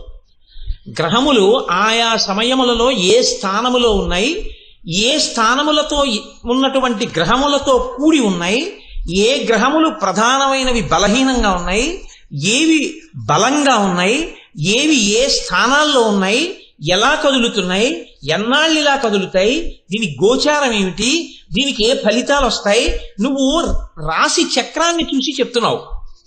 కానీ ఇలా రాశి చక్రం చూసి చెప్పినటువంటి జ్యోతిష ఫలితం అందరి ఎడల నిజము కాదు అని చెప్పారు. ఎందుకో తెలుసా అండి? విశేషమైనటువంటి భగవదుపాసన ఉన్నవాడి ముందు జ్యోతిషమేమీ చెయ్యలేదు. నేను మీకు పరమ యథార్థం మనవి చేస్తున్నాను. నేను ఇంత మాత్రం చేత జ్యోతిషాన్ని చిన్నతనం చేశానని మీరు అనుకోకండి. 10 కోట్ల మందిలో ఒక్కడుంటాడు ఆ స్థాయి ఉపాసకుడు, అతనికి మాత్రమే ఈ మినహాయింపు, అందరికీ ఉంటుందని మీరు అనుకోకండి. నేను ఈ మాట అన్నాను కాబట్టి మీకు నేను ఒక ప్రయత్నం చేస్తాను దీన్ని మీకు చూపించడానికి. శ్రీకృష్ణదేవరాయల వారు దక్షిణ భారతదేశంలో విజయనగర సామ్రాజ్యాన్ని పరిపాలించారు. ఆయన తిమ్మరుసు ఇద్దరూ ఉన్నారు కాబట్టి రాజుగా మంత్రిగా ఎంతమంది శత్రువులు, ఎంతటి వ్యూహాలు వాళ్ళ ముందు పటాపంచలైపోయాయి. ఇటువంటి స్థితిలో కృష్ణదేవరాయల వారికి జాతకంలో కుహు యోగం వచ్చింది. ఆ కుహు యోగం వచ్చినప్పుడు చాలా ప్రమాదకరమైనటువంటి స్థితి ఏర్పడుతుంది. ఇప్పుడు రాయల వారికి ప్రమాదం వస్తే రాజ్యం కబళింపబడుతుంది. అది పరమ శక్తివంతమైన హైందవ సామ్రాజ్యం. ఆ హైందవ సామ్రాజ్యం కబళింపబడిందా, శత్రువులు బహమనీ సుల్తాన్లు, హైందవ సంస్కృతి నశించిపోతుంది. దక్షిణ భారతదేశంలో ఈ రాజ్యాన్ని బలవత్తరంగా ఉంచాలి. ఎలా ఉంచాలి? ఒక ఆయన ఆలోచించాడు, లెక్కలు కట్టాడు జ్యోతిషాన్ని. రాయల వారు వెళ్ళిపోయే సమయం వచ్చేస్తోంది గ్రహాల రీత్యా. ఇప్పుడు రాయల వారిని కాపాడాలి. ఎలా కాపాడతానన్నాడు. ఆయనే వ్యాసతీర్థులు, ద్వైతమత ప్రవర్తకాచార్యుల వారు. ఆయన విజయనగరం వెళ్ళి రాయల వారిని పిలిచారు. ప్రమాదకరమైనటువంటి అత్యంత కీడుతో కూడినటువంటి యోగం వస్తోంది. ఆ సమయంలో నువ్వు సింహాసనం మీద ఉండవద్దు. ఎవరు సింహాసనం మీద ఉంటే వాళ్ళకి ప్రమాదం. కాబట్టి నువ్వేం చేస్తావో తెలుసా? ఎవ్వరికీ తెలియకుండా, బయటికి వెళ్లకుండా నాకు పట్టాభిషేకం చేసేయన్నారు. కృష్ణదేవరాయల వారు ఆయన్ని నమ్మి తను సింహాసనం దిగిపోయి తన కిరీటం వ్యాసతీర్థుల వారికి పెట్టేసి ఆయన్ని సింహాసనం మీద కూర్చోబెట్టి విజయనగర సామ్రాజ్యానికి పట్టాభిషేక్తుడిని చేసేశారు. వేదమంత్రాలతో చేసేస్తారండి పట్టాభిషేకం. నీ చేయలేదండి అంటే కుదరదిహ. కాబట్టి పట్టాభిషేకం చేసేశారు. కూహు యోగం వస్తుండగా ఆ సింహాసనం మీద ఉన్నవాడి మించి పెడుతోంది. ఆ చక్రవర్తికి, ఆ మహారాజుకు వచ్చింది. ఇప్పుడు ఎవరున్నారు ఆ సింహాసనం మీద? వ్యాసతీర్థులు ఉన్నారు. ఆ పేరులో ఉన్న రాయలు తనకి కలుపుకున్నారు, వ్యాసరాయల వారు అయ్యారు. అప్పటి వరకు ఆయన పేరు వ్యాసతీర్థులే. ఆయన సింహాసనం మీద ఉండగా కూహు యోగం ఏమీ చేయలేకపోయింది. విజయనగరాన్ని కానీ వ్యాసతీర్థుల్ని కానీ ఏమీ చెయ్యలేక చేతులు కట్టుకుని వెళ్ళిపోయింది. వెళ్ళిపోయిన తర్వాత ఆ దుష్టమైన కాలం జారిపోయింది. కృష్ణదేవరాయ మళ్ళీ తీసేసుకో సింహాసనం అని కూర్చోపెట్టి మళ్ళీ కృష్ణదేవరాయల వారికి పట్టాభిషేకం చేశారు వ్యాసరాయల వారు. ఆయనే మనకి వెంకటాచల క్షేత్రంలో స్వామి పుష్కరిణికి వెళ్ళేటప్పుడు, ఇవాల్టి రోజున మీరు ఇలా పుష్కరిణికి వరాహస్వామి గుడికి వెళ్ళేటప్పుడు ఆ మలుపులో ఉన్నటువంటి ఎడంచేతి వైపు ఉన్న ఆంజనేయ స్వామి గుడిని ప్రతిష్ఠ చేసిన వారు వ్యాసరాయల వారే. ఆయనే ప్రతిష్ఠ చేశారు. అంత గొప్ప శక్తిని నిరూపించి చూపించారు లోకంలో. అమ్మవారి అనుగ్రహం అంటే మాటల కింద ఉండదండి. దాని ముందు ఇక మిగిలినవి లెక్క కట్టి ఫలితాలు ఇస్తాయని మీరు చెప్పడం కుదరదు. ఉపాసన శక్తి అలా ఉండగా, అమ్మవారి పాదములు అలా పట్టుకుని ఉండగా వాడికి రమ్మంటే రావడానికి కుదరదు. చంద్రశేఖరమాశ్రయే మమ కింకరిష్యతి వయ్యమహా అని అడిగాడు. ఏం చేయగలిగాడు యమధర్మరాజు గారు? అందుకే వక్షస్థానమంతకస్య కఠినాపస్మార సంవర్ధనం భూభృత్పర్యటనం నమత్సురతిర కోటీర సంఘర్షణం కర్మేదం మృదులస్య తావక పదస్కందస్య గౌరీపతే మచ్చేతోమణి పాదుకా విహరణం శంభో సదాంగీకురు అని ప్రణిపాతం చేసేశారు శంకరాచార్యులు వారు ఆ ఘట్టానికి. అంత భక్తి అంత పూనిక నీకుంటే నీ గ్రహములు కూడా ఏం చెయ్యలేక అలా చేతులు కట్టుకుని వెనక్కి వెళ్ళిపోతాయి ఫలితాలు ఇవ్వకుండా. అలా వెళ్ళిపోగలిగినంతటి శక్తి నీ యందు ఎక్కడి నుంచి వస్తోంది? ఆ శక్తి అమ్మవారు ఇస్తుంది. వాడి జోలికి వెళ్ళకంటుందంతే, పక్క నుంచి వెళ్ళిపోవలసిందే. అంతటి శక్తి అమ్మవారి పాదములలోంచి వస్తోంది. ఆవిడ పాదములు పట్టుకుని ఉండగలిగావా సామాన్యముగా ఇవ్వగలిగినటువంటి ఫలితములను గ్రహములు కూడా నీ యందు ఇయ్యలేవు. తారుమారవుతాయి ఫలితాలు, శుభాలిచ్చి వెళ్ళిపోవలసిందే. అది అమ్మవారి అనుగ్రహం అండి. అందుకనే మీకు నేను ఒక ఉదాహరణ చూపిస్తాను. గ్రహాలు లొంగడం ఏమిటండి, అమ్మవారు లొంగిపోయింది తెలుసా అండి. అమ్మవారు లొంగిపోయింది స్వయంగా. శృంగగిరి పీఠానికి ఉగ్రం నృసింహభారతీ స్వామి వారిని ఒక మహానుభావుడు పీఠాధిపత్యం చేశారు. ఆయన ఎంతటి పీఠాధిపత్యం చేసిన మహానుభావుడంటే ఆయన ప్రతిరోజు కేవలం కాకరాకులు తినేవారంతే.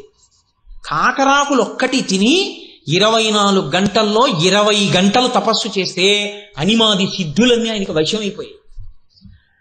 ఆయన వచ్చి నిలబడితే ఎవ్వరూ ఏం చేయలేకపోయారు. మీకు అంతవరకు ఎందుకండి, ఇప్పటికీ మీరు శృంగేరి వెడితే శత్రు సైన్యం వచ్చేస్తోంది. శారదాదేవి యొక్క ఆస్తిని కొల్లగొట్టడానికి, అమ్మవారికి ఉన్నటువంటి నగలను ఎత్తుకుపోవడానికి వచ్చేస్తున్నారంటే శృంగగిరి పీఠాధిపతులు బయటికి వచ్చి ఒక చోట నిలబడి, నేను యుద్ధం చేయడం ఏమిటి, సన్యాసిని నేనేం యుద్ధం చేస్తాను, నేను చెయ్యక్కర్లేదు యుద్ధం, ఈయన చూసుకుంటారని చెప్పి ఒక గడప దగ్గరికి వెళ్ళి నిలబడి ఇలా ఇలా ఇలా ఇలా అన్నారు. అంటే దాని మీద గణపతి కూర్చున్నారు. ఇప్పటికీ తోరణ గణపతి అంటారు. మీరు శృంగేరి లోపలకు అడుగు పెట్టాలంటే పీఠంలోకి ఆయన అనుగ్రహం ఉండాలి. అక్కడ కొబ్బరికాయ కొట్టెడతారు. శృంగేరి పీఠంలోంచి బయటికి వెళ్ళాలంటే ఆయన అనుగ్రహం ఉండాలి. కొబ్బరికాయ కొట్టి బయటికి వెడతారు. ఇన్ని వేల మంది శత్రు సైన్యం శృంగేరి పీఠంలోకి వెళ్ళలేకపోయింది ఆయన ఆ పైన కూర్చుని ఉండగా. సనాతన ధర్మంలో చూపించారండి శక్తి అంటే ఏమిటో, ఉపాసన అంటే ఏమిటో, అనుష్ఠానం అంటే ఏమిటో చూపించారు. వాళ్ళ శక్తి ముందు మిగిలిన శక్తులు ఎక్కడ నిలబడతాయి? ఆ ఉగ్ర నృసింహభారతీ స్వామి వారు మహాపురుషుడు, అసలు అనితర సాధ్యమైనటువంటి శక్తి సంపన్నత పొందారు ఆయన. ఆయన ఒకసారి మధురై వెళ్ళారు మీనాక్షి అమ్మవారి దర్శనానికి. ఆయన వెళ్ళి అమ్మవారిని చూసి అన్నారు, మేము లోపలికి వెళ్ళి అమ్మవారిని అర్చన చేస్తామన్నారు. అంటే అర్చకులు అన్నారు, మీరు వెళ్ళడానికి వీల్లేదు, మేమే చేస్తాం పూజ మీ తరపున కూడా, మీరు అలా నిలబడండి నమస్కారం చేస్తాం అన్నారు. అంటే ఆయన అన్నారు, ఏం మేము ఎందుకు వెళ్ళకూడదు అన్నారు. సరే వాళ్ళు ఏదో వాళ్ళకి తోచిన మాటలు ఏవో చెప్పారు. ఇప్పుడు ఆ ఛాందసం గురించి నేను మాట్లాడను, అందుకని మీరు వెళ్ళకూడదు మేమే పూజ చేస్తా ఉన్నారు. ఆహా మీరే చేస్తారా, మేము వెళ్ళకూడదా అమ్మవారి పూజకి అన్నారు ఆయన. అని ఏదో కొబ్బరికాయలు తిండి అన్నారు. శిష్యులో కొబ్బరికాయ తెచ్చారు, లోపలికి వెళ్తున్నారంటే పూజకి తీసుకొచ్చారు. ఆయన చేత్తో కొబ్బరికాయ పట్టుకుని మంత్రాలు చదివారు. అమ్మవారిలో ఉన్నటువంటి కళలన్నీ కొబ్బరికాయలోకి వెళ్ళిపోయాయి. ఆయన మీనాక్షి గుళ్ళో ఉందో నా చేతి కొబ్బరికాయలో ఉందో చూసుకొని పట్టుకెళ్ళిపోయారు. తన విడికి పట్టుకెళ్ళిపోయి పీఠం మీద కూర్చోబెడితే ఆ కొబ్బరికాయ కొన్ని వేల వోల్ట్ల బల్బులు పెట్టినట్టు ప్రకాశించేసింది. ఆయన కూర్చుని కొబ్బరికాయకి పూజ చేశారు. మధుర మీనాక్షి గుళ్ళోంచి బయటికి వెళ్ళిపోయిందండి, ఆయన ఉన్న విడికి వెళ్ళిపోయింది. అర్చకులు పూజ చేద్దామని కూర్చున్నారు. అమ్మవారి విగ్రహం బొగ్గులైపోయింది. లేదు కళ, ఒక్క కళ లేదు. హడిలిపోయారు. అమ్మ బాబో ఇది ఉగ్ర నృసింహభారతి అంటే అని వెళ్ళి ఆయన కాళ్ళ మీద పడ్డారు. మహానుభావ తప్పైపోయింది, ఇన్ని లక్షల మందో మీనాక్షి దర్శనానికి వస్తారు, మీరు కొబ్బరికాయతో శృంగేరి పట్టుకెళ్ళిపోతే ఎలాగా, అందుకని మీరు దాన్ని మళ్ళీ అందులోకి పెట్టేసేయండి అన్నారు. సరే వదిలేస్తాం, బుద్ధి వచ్చింది కదా అని ఆయన మళ్ళీ వచ్చి కొబ్బరికాయని పట్టుకుని మళ్ళీ మంత్రం చదివారు. ఇందులో ఉన్నటువంటి కళలన్నీ మళ్ళీ అమ్మవారిలోకి వెళ్ళిపోయి. సనాతన ధర్మం అంటే అదండి. సనాతన ధర్మం అంటే మాటలు కాదు, అదేమి షో కాదు, చూపించారు. ఒకరు కాదు, ఇద్దరు కాదు, ఎంతమంది చూపించారో దాని శక్తి ఏమిటో. అమ్మవారే ఇన్ని బ్రహ్మాండములకు నాయకి, తన కనుబొమల యొక్క కదలికలతో లోకాన్ని పరిపాలించగలిగిన తల్లి తనని ఉపాసన చేసినటువంటి భక్తులకు లొంగిపోయి కొబ్బరికాయల్లోకి వెళ్ళిపోయింది. మీకు నేను ఒక ఉదాహరణ చెప్తాను. దానికి అంటే నేను ఇది చెప్పినా దాన్ని సబ్స్టాన్షియేట్ చేసుకోవాలనే తాపత్రయం ఉంటుంది. తండ్రి ఒక పుణుకుల గంపోటు ఇచ్చాడు అన్నదమ్ములు ఇద్దరికి, కొడుకులకి. మీరు ఎప్పుడు అమ్మినా డబ్బుకే అమ్మండి, అరువుకు అమ్మద్దు. ఒక్కొక్క పుణుకు 10 పైసలు, 100 పుణుకులు ఇస్తున్నాను, డబ్బులకే అమ్మండి. పొరపాటున కూడా అరువు ఇవ్వవద్దు, డబ్బు పుచ్చుకోకుండా పుణుకు ఇవ్వవద్దు అని చెప్పాడు. తప్పకుండా పాటిస్తాను నాన్నగారు అన్నారు. ఇద్దరూ కలిసి వెడుతున్నారు. ఒకడు మోస్తున్నాడు, ఒకడు పక్షులు తోలుతున్నాడు. ఈ పక్షులు తోలుతున్న వాడికి వాడిని చూస్తుంటే ఒక్క పుణుకు తింటే బాగుండని ఉంది. డబ్బులు పుచ్చుకోకుండా తినద్దన్నాడు తండ్రి. అందులో కొనుక్కుంటే కదా తినడం. ఇద్దరి దగ్గర ఎవరో అవి కొనుక్కు తినాలి, ఇంకోళ్ళు అయ్యో వాళ్ళు తింటారే అని బాధపడుతున్నారు. ఇక చూడలేక వాడు అన్నాడు, అన్నయ్య గంప నాకు ఇచ్చి నేను పెట్టుకుంటాను, నువ్వు తోలు పక్షులు అన్నాడు. వాడికి అదే పరిస్థితి. అబ్బబ్బా ఎంత బాగున్నాయిరా పుణుకులు, ఎంత మంచి వాసన వస్తున్నాయిరా, తిందామంటే 10 పైసలు లేవు. ఆఖరికి ఎవడో ఒక వ్యక్తి వచ్చాడు, 10 పైసలు ఇచ్చి పుణుకు కొనుక్కున్నాడు. ఇప్పుడు అన్నయ్య దగ్గర గంప ఉంది, పుణుకుచ్చుకున్నాడు. తమ్ముడు అన్నాడు, అన్నయ్య గంపిలాగి నేను తల మీద పెట్టుకుంటాను, ఇప్పుడు నువ్వు ఆ 10 పైసలు నాకు ఇచ్చి పుణుకు కొనుక్కుని తినన్నాడు. అన్నయ్య 10 పైసలు తమ్ముడికి ఇచ్చి పుణుకు కొనుక్కున్నాడు. వీడు 2 అడుగులు వేసి అన్నాడు, అన్నయ్య ఇప్పుడు గంప నీ తల మీద పెట్టుకోవాలి, అన్నయ్య ఈ 10 పైసలు ఇచ్చి నాకు పుణుకు ఇయ్యాను. మళ్ళీ వీడు తిన్నాడు. మళ్ళీ తమ్ముడు, అన్నయ్య తమ్ముడా ఇదిగో 10 పైసలు ఇచ్చి నువ్వు పుణుకు ఇయ్యన్నాడు. ఆఖరికి డబ్బులు ఇచ్చి పుచ్చుకునే తినేశారు ఇద్దరు. 10 పైసలు పట్టుకుని ఇంటికి వచ్చారు. అదేనా 100 పుణుకులు ఇచ్చాను 10 పైసలు తెచ్చారన్నాడు తండ్రి. మీరు చెప్పినట్టే డబ్బుకే ప్రతి పుణుకు అన్నాను నాన్నగారు. మరి అయితే 10 పైసలు ఎందుకున్నాయి? అన్నయ్య దగ్గర ఉన్నప్పుడు 10 పైసలు ఇచ్చి నేను కొనుక్కున్నాను, నా దగ్గర ఉన్నప్పుడు 10 పైసలు ఇచ్చి అన్నయ్య కొనుక్కున్నాడు. అంటే హేతువు లేనటువంటి సిద్ధాంతాలు ఏవి నిలబడవు. అంటే అదే ఆ నాన్నగారి యొక్క ఉద్దేశం. అలా 10 పైసలు ఇచ్చి కొనుక్కుని వీళ్ళిద్దరిని తిరిపోయా ఉన్నటువంటి 99 వీళ్ళిద్దరిని తినేయమనే, అది కాదు కదా. కాబట్టి ఒక సిద్ధాంతాన్ని ప్రతిపాదన చేసే ముందు దాని యందు మీరు సునిశిత బుద్ధితో ఉండవలసి ఉంటుంది. ఇప్పుడు మంచి లెక్క ఒకదాన్ని కట్టుకున్నాడు ఆయన. ఏమని కట్టుకున్నాడు? మళ్ళీ వెనక్కి వెళ్ళండి మీరు కబుక్కుని, ఎక్కడ బయలుదేరాం అది వేసి పుణుకులు పట్టుకోకండి. మహానుభావుడు భాస్కరాచార్యుల వారు కూతురుకి సుముహూర్తంలో వివాహం చేస్తే ఎందుకు బాలవితంతు అవుతుంది అని నమ్మకం పెట్టుకుని ముహూర్త నిర్ణయం చేసుకున్నాడు. ఇప్పుడు ముహూర్తం ఎలా తెలుస్తుంది? ఏదో 11:42 సుముహూర్తం, 11:42 అయిందని ఎలా తెలుస్తుంది? అప్పుడు గడియారాలు లేవు. అందుకని చెప్పి ఆయన ఒక ఘటికా యంత్రము అని ఒక యంత్రం పెట్టుకున్నాడు. దాని పైన బీకర్ ఉంటుంది. అందులో ఇంతకీ ఎక్కడి నుంచి వచ్చామంటే కాఫ్ సిరప్ మీద ఉన్నటువంటి కప్పుకున్నటువంటి ఆ గీతలు, అలా గీతలు ఉంటాయి. ఆ గీతలు 60 గీతలు గీసి ఉంటాయి. ఒక్కొక్క గీత 24 నిమిషములకు చిహ్నం. అంటే ఒక రోజులో 60వ వంతుకి అది చిహ్నమై ఉంటుంది.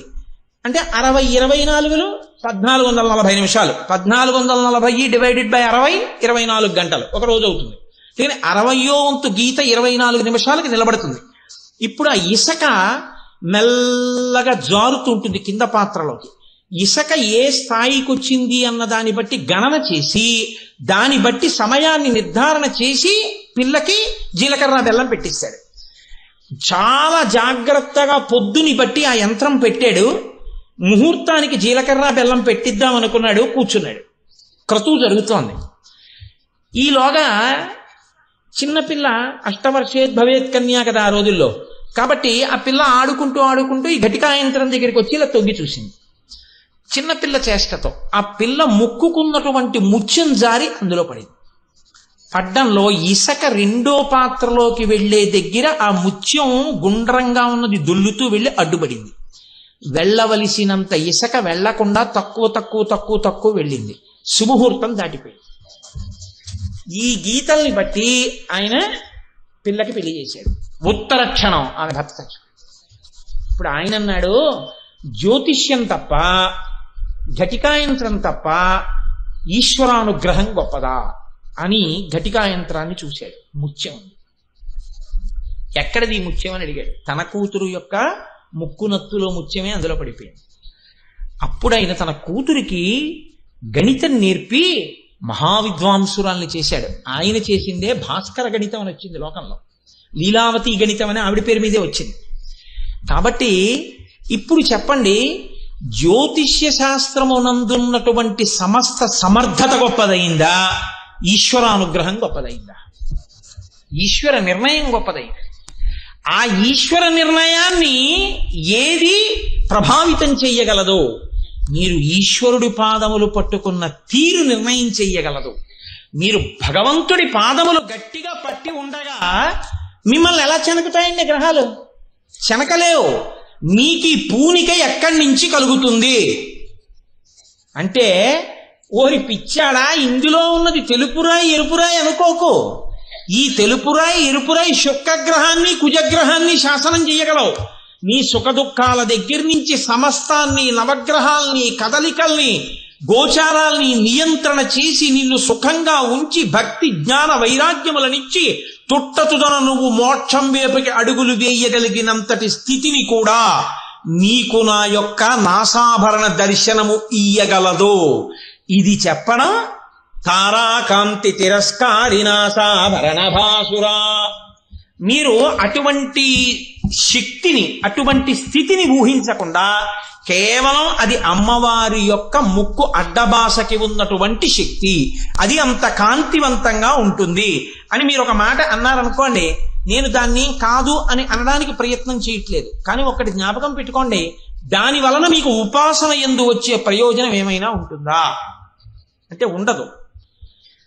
మీరు అమ్మవారి యొక్క ముక్కు ఆభరణం వెనకాతల ఉన్నటువంటి తాత్వికమైన రహస్యాన్ని తెలుసుకుని భక్తిని పొంది ఆవిడ పాదములు పట్టుకుంటే దానివల్ల మీరు జీవితంలో సుఖదుఖములను పొందడంలో మార్పు వస్తుంది.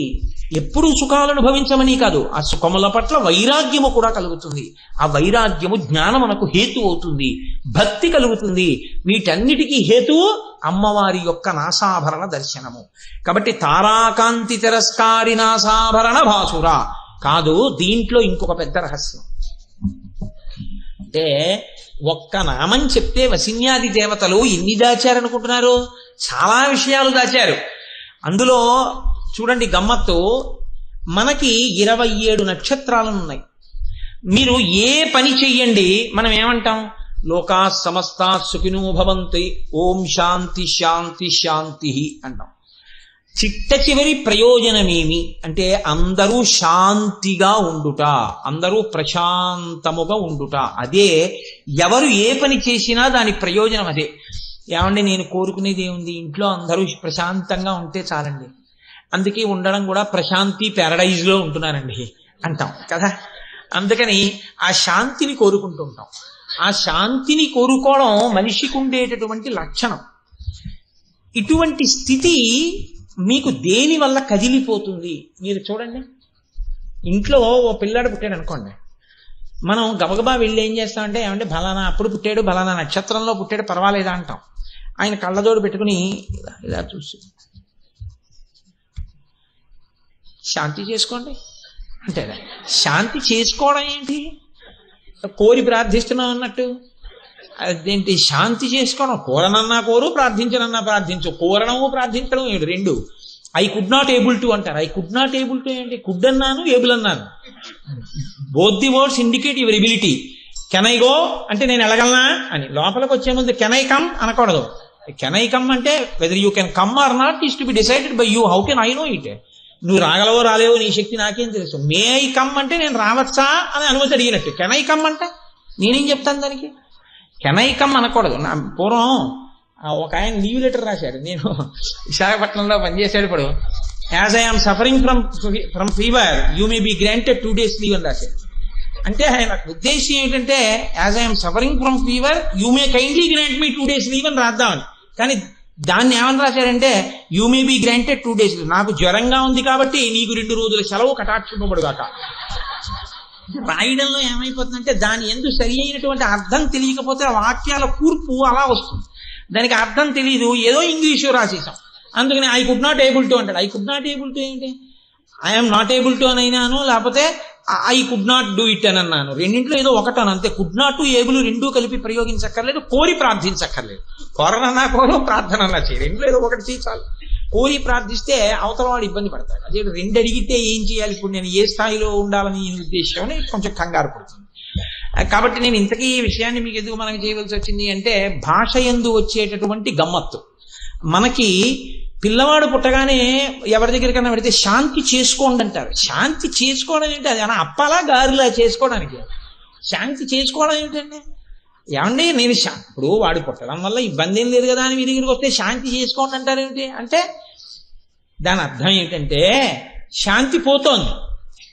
ఇప్పుడు వాడు పుట్టకూడని నక్షత్రంలో పుట్టాడు కాబట్టి ఆ పాదంలో పుట్టడం వల్ల ఎవరినో కొంచెం ఇబ్బంది పెట్టబోతున్నాడు, నీకు అశాంతి వస్తుంది. కొడుకు పుట్టాడన్న సంతోషంతో పాటు ఆ అశాంతి కూడా వస్తుంది. అశాంతి ఒక్కటి పోవాలంటే కొడుకు ఉండాలి, అశాంతి పోవాలి. అశాంతినిచ్చిన వాడెవరో వాడికి ఒక హోమం చేయి. చిత్తా నక్షత్రంలో కొడుకు పుట్టాడు అనుకోండి, చిత్తా నక్షత్రంలో కొడుకు పుడితే ఈ ఇబ్బంది వచ్చిందండి అన్నారనుకోండి, అప్పుడు చిత్తా నక్షత్రానికి అధిదేవత ఎవరు చూసుకోవాలి. ఫస్ట్ చూసుకున్నారనుకోండి, అప్పుడు ఏం చేస్తారు మీరు? చిత్తా నక్షత్రే ద్వితీయ చరణే పుత్రజననేన సంజనిత సమస్త దుష్ట ఫలిత నివారణార్థం శాంతి సిద్ధ్యర్థం త్వష్ట హోమం కరిష్యే అని నీళ్లు ముట్టుకుని త్వష్టకి హోమం చేయాలి. ఇప్పుడు ఆ త్వష్ట ప్రీతి పొందుతాడు మీరు ఇచ్చిన హవిస్సులకి. అయ్యో పాపం భక్తుడు పోన్లేవాయ్ ఇబ్బంది పెట్టనంటే వెళ్ళిపోతాడు. శాంతి శాంతిగా ఉండిపోయింది. ఇది శాంతి చేసుకోవడం అంటే, అందుకని వాంతి చేసుకోవడంలో ఉండదు శాంతి చేసుకోవడం అంటే. కాబట్టి శాంతి ముఖ్య సాధనం. ఇందులో మీరు చూడండి, సమస్త జగత్తు యొక్క శాంతి ఎక్కడ నిర్ణయింపబడుతోంది అంటే 27 నక్షత్రముల యందే నిర్ణయింపబడుతోంది. పోనీ 27 నక్షత్రాల్లోనూ మళ్ళీ గమ్మత్తు ఏమిటో తెలుసా అండి? ఒక్కొక్క నక్షత్రానికి 4 పాదాలు ఉంటాయి. 27 నాలుగులు 108 పాదాలు. పోని ప్రతి నక్షత్రానికి ఉన్న 4 పాదాలు వెళ్ళి ఒక్క రాశిలో పడతాయని మీరు అనుకుంటున్నారా? అలా కుదరదు. 9 పాదాలు వెళ్ళి ఒక రాశిలో పడుతుంటాయి. ఇప్పుడు ఒక నక్షత్రానికి ఉన్న 4 పాదాలు, ఇంకో నక్షత్రానికి ఉన్న 4 పాదాలు, ఇంకో నక్షత్రానికి ఉన్న 1 పాదం అనుకోండి, అందాక 9 పాదాలు ఓ రాశిలోకి వెళ్ళిపోతుంటాయి. ఇప్పుడు అలా ద్వాదశ రాశులు ఉంటాయి. 12 9 108 మళ్ళీ. ఇప్పుడు లోకంలో ఎవడు ఎక్కడ పుట్టనివ్వండి, వాడి వల్ల మీ శాంతి ఆధారపడి ఉంటుంది. వాడు లోకకంటకుడు ఒకడెక్కడో పుట్టాడు అనుకోండి, చాలు, వాడి వల్ల లోకానికి అంతటికి ఉపద్రవం వస్తుంది. మీరు ఎంత ప్రశాంతంగా ఉందాం అనుకున్నా వాడి వల్ల అశాంతి. ఒక్క రావణాసురుడు పుడితే అశాంతి అవ్వలేదు ఏంటి? ఎవడి తపస్సు వాడు చేసుకున్నా అందరినీ చంపేశాడు వాడు. అలా ఉంటుంది. ఇప్పుడు లోకమంతా శాంతంగా ఉండాలని మీరు కోరితే మీరు శాంతంగా ఉంటారు. అందుకే మనం శాంతంగా ఉండడానికి సనాతన ధర్మం ఏం చెప్పిందంటే లోకా సమస్తా సుఖినో భవంతు. లోకం అంతా సుఖంగా ఉండాలని నువ్వు అన్నప్పుడు నువ్వు సుఖంగా ఉంటావు. అంతేగాని మా ప్రసాదం తిన్నవాళ్లే సుఖంగా ఉండాలి తప్ప అవతల ప్రసాదం తిన్నవాళ్ళు నాశనం అయిపోవాలంటే ఇంకా దానికి పూర్ణత్వం ఎక్కడ ఉంటుంది? అలా ఉండదు. లోకా సమస్తా సుఖినో భవంతు. ఏమండి అందులో మన వాళ్ళు లేరు కదండి, కాబట్టి వాళ్ళందరినీ మినహాయించి చెప్పకూడదా సంకల్పాలు అంటే? అలా చెప్తే అది సనాతన ధర్మం అవదు. ఎవడైనా చతుష్పదే ద్విపదే 2 పాదాలు ఉన్నది 4 పాదాలు ఉన్నది ఎవరైనా శాంతి మనుషుల వల్లే ఉంటుంది అనుకోకండి మీరు. మొన్న ఎప్పుడో నేను వార్తలు చూస్తుంటే చూశాను, గుర్రానికి పిచ్చెక్కి ఢిల్లీ వీధుల్లో అలా వెళ్ళిపోతున్నామని కరిచేసింది. గుర్రానికి పిచ్చెక్కుతుందని అది కరుస్తుందని అలా వెళుతున్న వాడిని ఊహిస్తారండి? అది వార్తల్లో చూసి నేను నిశ్చేష్టుని అయిపోయాను. అది రాను కరవను, కింద పడిపోయిన వాడు వెళుతుంటే మళ్ళీ రాను కరవను, తన గిట్టలతో తన్నను, భయంకరంగా కరిచేసిందండి ఒళ్ళంతా. పిచ్చెక్కిన గుర్రం, ఎక్కడో ఏనుగులు, చిరుతపులు వచ్చేస్తోంది విశాఖపట్నంలో. ఏమనుకోవాలి? అంటే శాంతి అనేది మీ ఒక్కరి చేతిలో లేదు. ఎన్ని ఉత్పాతములో ఈశ్వరానుగ్రహ లోపమే అశాంతికి కారణము. సనాతన ధర్మం అంది లోకమునందు శాంతికి ఏది ప్రధాన హేతువో తెలుసా? ఆ 27 నక్షత్రాల 4 పాదాలే కారణమై ఉన్నాయి. ఆ 27 × 4 108లో ఎవడు ఎప్పుడు ఎక్కడ ఎలా పుడుతున్నాడో వాడి వల్ల శాంతి అశాంతులు నిర్ణయింపబడుతున్నాయి. ఇప్పుడు నువ్వు శాంతంగా ఉండాలంటే ఆ 27 నక్షత్రాల యొక్క 4 పాదాలలో ఎవరు ఎక్కడ పుట్టినా లోకమంతా శాంతంగా ఉండాలంటే ఎలా కుదురుతుంది? ఆయా నక్షత్రముల పాదములకు ఆయా రాశి చక్రాలకి భేదాల్ని బట్టి ఒక్కొక్కలా ప్రవర్తిస్తాయి. ఇవన్నీ ప్రశాంతంగా ఎలా ఉంటాయండి? కుదరదు కదా. అంటే ఇక్కడే ఒక గమ్మత్తైన మాట చెప్పారు. ఈ 27 నక్షత్రాలు పేర్లు ఏమిటని అడిగారు. వెంటనే మనం అశ్వని భరణి కృత్తిక రోహిణి చెప్పేస్తాం. ఆయన అన్నాడు కాదు, 27 నక్షత్రాలే అయితే అన్ని నక్షత్రాలకి కలిపి ఒక్క పేరు ఏమైనా ఉందా? తార ఒక పేరుంది. అన్ని నక్షత్రాల పేరు తార కాదు, ఇంకొక పేరుంది. ఏమిటి? ఆ 27 నక్షత్రాలని కలిపి ఒక్క పేరుతోనే పిలుస్తారు, దాక్షాయిణి. ఎందుకో తెలుసా అండి? దాక్షాయణి అంటే దక్షుని యొక్క కుమార్తె. 27 నక్షత్రాలు దక్ష ప్రజాపతి కూతుళ్ళు. దాక్షాయణి అన్న పేరుతో అమ్మవారికి 108 నామాల్లో నామం అందుకుంటుంది. 108 నామాలతో పూజ ఎందుకు చేస్తామంటే 27 × 4 108 పాదాల్లో పుట్టిన లోకమంతా శాంతంగా ఉండాలని. ఇప్పుడు మీరు అందులో దాక్షాయణి అన్న మాట చెప్పగానే 27 నక్షత్రములు × 4 108 పాదములు ఉపశాంతి పొందుతాయి. ఇప్పుడు చెప్పండి, తారా అన్న పేరుతో కూడా 27 నక్షత్రముల రూపంలో దాక్షాయణీ దేవి ఉపశాంతి పొందుతోంది. అందుకని తారాకాంతి తిరస్కారి అంటే 27 నక్షత్రములు వాటి 4 పాదముల చేత లోకములో రకరకములుగా నడిపించి శాంతి అశాంతులను ఏర్పరచగలిగినటువంటి గ్రహముల యొక్క ఫలితములు ఇయ్యగలిగినటువంటి శక్తిని దాక్షాయణి అన్న ఒక్క నామంతో ప్రసన్నురాలై ఆమె 27 నక్షత్రములను 27 నక్షత్రముల 4 పాదములను 108 పాదములను 12 రాసులను నీ పట్ల ప్రసన్నమయ్యేటట్టు చెయ్యగలిగిన సమస్త శక్తి అమ్మవారి యొక్క నాసాభరణముగా ప్రకాశించి నీకు కనపడితే అదే తారాకాంతి తిరస్కారి నాసాభరణ భాసురా. ఇంతకన్నా నీకేమిటి కావలసింది?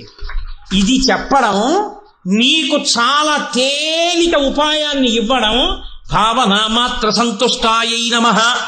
అమ్మా ఇదమ్మా నీ శక్తి అని నువ్వు భావన చేసినంత మాత్రం చేత తృప్తి పొంది నీ పట్ల అమ్మవారు ప్రసన్నురాలు కావడానికి మార్గమే తారాకాంతి తిరస్కారి నాసాభరణ భాసురా.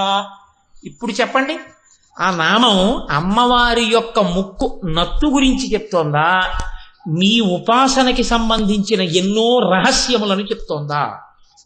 ఎన్నో రహస్యములను చెప్పుచున్నది. కనుక ఇక్కడతో తారాకాంతి తిరస్కారి నాసాభరణ భాసుర. ఎందుకంటే నేను ఇవాళ వస్తూనే ఒక మాట అనుకున్నాను, నువ్వు ఇవాళ 2 నామాలైనా చెప్పకపోతే నీ చెమడాలు ఉత్తరించేస్తాను. ఎందుకో తెలుసా అండి, రోజు ఒక్కటి ఆఖరికి నా పేరు ఏమైపోతుంది, ఆయన ఎవరినో క్రికెట్ టీంలోంచి తీసేస్తే ఉద్యమాలు చేసుకుని ఆయన నానా తంటాలు పడినట్టు వీడి స్కోర్ ఎప్పుడు చూసినా 1. 2 అంకెల్లో కూడా వెళ్ళటం లేదనిపిస్తుంది. నాకే బాధగా ఉంది. ఇవాళ కనీసం మినిమం స్కోర్ 2 చెయ్యాలనుకున్నాను. అందుకని నేను ఆ నామాన్ని అక్కడితో వదిలిపెట్టేస్తాను. తారాకాంతి తిరస్కారి నాసాభరణ భాసురాయ నమః. ఎందుకంటే మీకు ఆ స్కోర్ ఇంట్రెస్ట్ ఏం లేదు కదా అంటారేమో, కానీ దీని వెనక ఇంకొక పెద్ద రహస్యం ఒకటి ఉంది. ఇది కూడా చెప్పేస్తాను మీకు. లలితా సహస్రంలో రహస్యాల్లాగే ఉపన్యాసాన్ని నిర్ణయించుకోవడంలో కూడా రహస్యాలు ఉంటాయి. కారులో వచ్చేస్తుంటే నాకు ఆలోచన వచ్చింది. మా దొరగారితో మాట్లాడుతూనే ఉన్నాను, వస్తుంటే రేపు శుక్రవారం దశమితో కలిసి తిథితో ప్రకాశిస్తోంది. రేపు పరమోత్కృష్టమైన సమయం.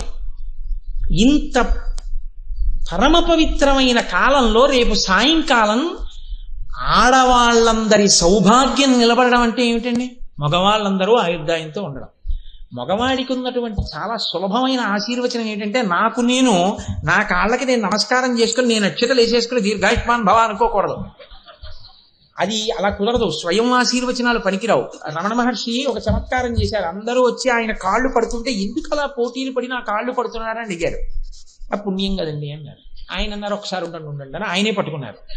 అంటే అదేమిటి అన్నారు. అంటే మరి ఆ పుణ్యం నాకు మాత్రం అక్కర్లేదా అన్నారు. అలా అందరూ నా కాళ్ళకి దండం పెడతారు కదండి, ఆశీర్వచనం అడుగుతున్నారు, నేను కూడా చేసుకుందాం అని పొద్దున్నే ఒకసారి నా కాళ్ళకి నేను దండం పెట్టేసుకుని నేనే అక్షతలు వేసేసుకుని ఆయుష్మాన్ భవ అనుకోకూడదు. నా ఆయుర్దాయం బాగుండాలని నేను కోరుకోవాలంటే తేలిక మార్గం ఏమిటో తెలుసా అండి లోకంలో? అలా నన్ను నేను ఆశీర్వచనం చేసుకోకుండా చేసుకోగలిగిన శక్తి నాకు ఎప్పుడు ఉంటుందంటే మా ఆవిడ ద్వారా ఉంటుంది. మా ఆవిడ్ని పిలిచి భర్త గురువుతో సమానం నమస్కారం పెట్టు అన్నాను అనుకోండి. ఏ ఫోన్లో ఏదో లలితాసనం చెప్పుకుంటున్నాడు కదా దండం పెడుతుంటే దీర్ఘ సుమంగళి భవ అన్నాను అనుకోండి. ఏమిటి దాని అర్థం? నాకు దీర్ఘాయుష్మాన్ భవ అంతే కదండి. నన్ను నేను ఆశీర్వచనం చేసుకోకుండా ఆశీర్వదించుకోవడానికి తేలిక మార్గం ఏమిటంటే అదో నమస్కారం పెట్టాలి. నా బతుకు ఎక్కడుందంటే దాని నమస్కారం మీద ఉందండి. ఆడదాని శక్తికి ఇంతకన్నా తార్కాణం ఏమిటండి లోకంలో? కాబట్టి రేపటి రోజు శుక్రవారం దశమితో ఉంది. రేపు సాయంకాలం అసుర సంధ్య వేళలో అమ్మవారి తాటంకముల గురించి చెప్పాలి అని కోరిక పుట్టింది. ఆ తాటంకముల గురించి అసలు పరవశించిపోయారు శంకరాచార్యులు వారు సౌందర్యలహరిలో. రేపు ఆ తాటంకాల గురించి నేను చెప్పాలి అంటే ఇవాళ నేను మళ్ళీ సింగిల్ రన్ కొట్టి వెళ్ళిపోయాను అనుకోండి, వెళ్ళిపోతే రేపు వచ్చేటప్పటికి ఏమవుతుందంటే కదంబ మంజరి క్లుప్త కర్ణపూర మనోహర వచ్చి కూర్చుంది. అందుకని ఇవాళ నేను ఈ 2 రన్స్ తీసేసాను అనుకోండి, రేపు నాకు తేలిగ్గా ఉంటుంది మ్యాచ్ ఆడడం. అందుకని తాటంక యుగళీభూత తపనోడుపమండల రేపు తెచ్చుకోవడం కోసమని నేను ఇవాళ కదంబ మంజరి క్లుప్త కర్ణపూర మనోహర దగ్గరికి కూడా వచ్చాను.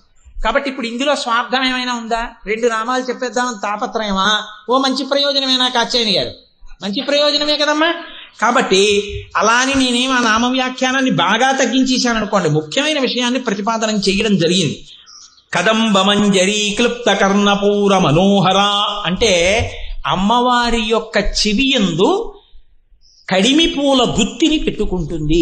ఈ కడిమి చెట్టు అని విశ్వనాథ సత్యనారాయణ గారు ఏకంగా ఒక నవలే రాశారు. ఈ కడిమి చెట్టు చాలా గమ్మత్తైనటువంటి చెట్టు. కాబట్టి ఇప్పుడు ఇందులో స్వార్థం ఏమైనా ఉందా? 2 నామాలు చెప్పేద్దామని తాపత్రయమా? ఓ మంచి ప్రయోజనమేనా కాచేయని గారు? మంచి ప్రయోజనమే కదమ్మా. కాబట్టి అలా అని నేనేం ఆ నామ వ్యాఖ్యానాన్ని బాగా తగ్గించేశాను అనుకోండి, ముఖ్యమైన విషయాన్ని ప్రతిపాదనం చేయడం జరిగింది. కదంబ మంజరి క్లుప్త కర్ణపూర మనోహర అంటే అమ్మవారి యొక్క చెవియందు కడిమి పూల గుత్తిని పెట్టుకుంటుంది. ఈ కడిమి చెట్టు అని విశ్వనాథ సత్యనారాయణ గారు ఏకంగా ఒక నవలే రాశారు. ఈ కడిమి చెట్టు చాలా గమ్మత్తైనటువంటి చెట్టు. పరమ పవిత్రమైన వృక్షములు కొన్ని ఉంటాయి లోకంలో. ఇవి ఎండకి ఎండిపోతాయి, ఎండిపోయి ఆకులు మిగులుతాయి. అవి ఎప్పుడు పువ్వు పూస్తాయో తెలుసా అండి? లోకమంతా సంతోషించినప్పుడు పువ్వు పూస్తాయి. లోకము యొక్క సంతోషమును చూసి తాము సంతోషించే హృదయం ఉన్న చెట్లు కొన్ని. అందులో మొదటిది కదంబ వృక్షం. అది లోకమంతా ఎండ చేత శోషించిపోయిన తర్వాత వాన పడితే వెంటనే పువ్వు పూస్తుంది. కదంబ వనవాసిని అమ్మవారు కదంబ వనంలో తిరుగుతుంటుంది. కాబట్టి ఆ కడిమి చెట్టుకి పూసినటువంటి పూలు ఏ ఉన్నాయో ఆ పూలు అమ్మవారు చెవిలో పెట్టుకుంటుంది. అవి 3 పూలు కింద గుత్తులు గుత్తులుగా పూస్తాయి. అందుకే మంజరి అన్న శబ్దం వేశారు. మంజరి అంటే గుత్తి. వాటిని ఇలా విరిచేసేస్తే దాని అందం ఉండదు. అవి ఎరుపు పసుపు ఎరుపు రంగుల్లో ఉంటాయి.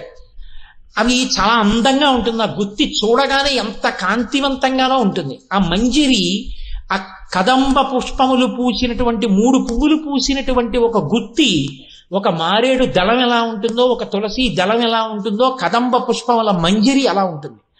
ఆ మంజరిని అమ్మవారు చెవులో పెట్టుకుంటుంది. అంటే ఇప్పుడు పెట్టుకునేటప్పుడు ఎలా పెట్టుకుంటుంది? మళ్ళీ అదొక అనుమానం కదండి. పూలిటి వెళ్తాయా పూలిటి వస్తాయా అంటే ఆవిడ చెవిలో పువ్వు పెట్టుకోవడం ఏంటంటే అనుకోకండి. చెవిలో పువ్వు పెట్టుకోవడం అనేటటువంటిది పూర్వం ఆడవాళ్ళకి ఆభరణం పెట్టుకునేవారు. అలా పెట్టుకుని తీరాలి. ఎవరు?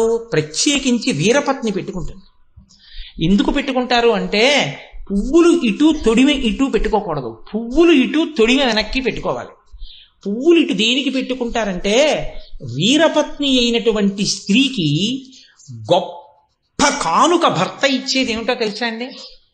యుద్ధభూమికి వెళ్ళి శత్రువులను జయించిన తరువాత అంతఃపురంలో వెళ్ళిపోయి కవచం విప్పుతాడు. కవచం విప్పి చేతులకి కట్టుకున్నటువంటి రక్షణ సాధనాలు, పెట్టుకున్నటువంటి కిరీటం ఇవన్నీ తీసి పక్కన పెడతాడు. పక్కన పెట్టిన శత్రు సైనికులు వేసినటువంటి బాణముల దెబ్బలు ఉండి ఆ దెబ్బల చేత రక్తం కారుతూ ఉంటుంది కొద్దిగా. వీరపత్ని ఏం కోరుకుంటుందంటేట శత్రువులను గెలిచినప్పుడు తిన్నటువంటి దెబ్బలు రక్తం కారుతుండగా వాటి చేత భర్త తనని కౌగిలించుకోవాలని కోరుకుంటుంది. భర్త యుద్ధభూమి నుంచి తిరిగొచ్చి ధూళి దర్శనం మల్లికార్జునుడు ఇచ్చినట్టు అటువంటి కౌగిలింత భార్యకి పరమ వీరుడైనటువంటి భర్త కటాక్షిస్తాడు. ఆమెని కౌగిలించుకుంటాడు. కౌగిలించుకున్నప్పుడు ఆవిడ ఈయనకేమి ఆనందాన్ని ఇస్తుంది అని అడిగారు.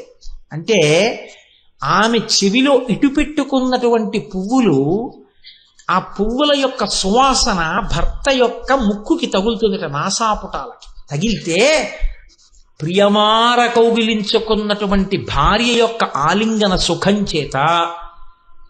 అందుకే లోకంలో అత్యంత ఐశ్వర్యములేవి అని అడిగారు. 2 చెప్పింది శాస్త్రం. ఒకటి పరమ అనురాగవతి అయినటువంటి ప్రియపత్ని కౌగిలింత ఆలింగన సుఖము. 2 కొడుకుని కౌగిలించుకోవడం వల్ల వచ్చేటటువంటి సుఖము. అందులో మళ్ళీ పుత్రగాత్ర పరిష్వంగము అని కొడుకుని కౌగిలించుకున్నప్పుడు వాడి అవయవాలు ఒంటికి తగులుతున్నప్పుడు తండ్రి పొందేటటువంటి ఆనందం స్వర్గ సుఖాలకి కూడా సరిపోదు అంటుంది శాస్త్రం. అంత ఆనందాన్ని పొందుతాట తండ్రి.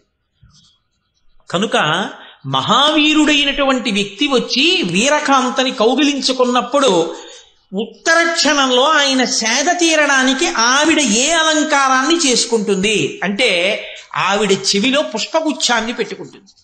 కాబట్టి ఇప్పుడు అమ్మవారు కూడా అలా పెట్టుకుంది. అదేమిటండి, శివుడు కూడా యుద్ధాలు చేశాడా? చేయకపోవడం ఏంటి?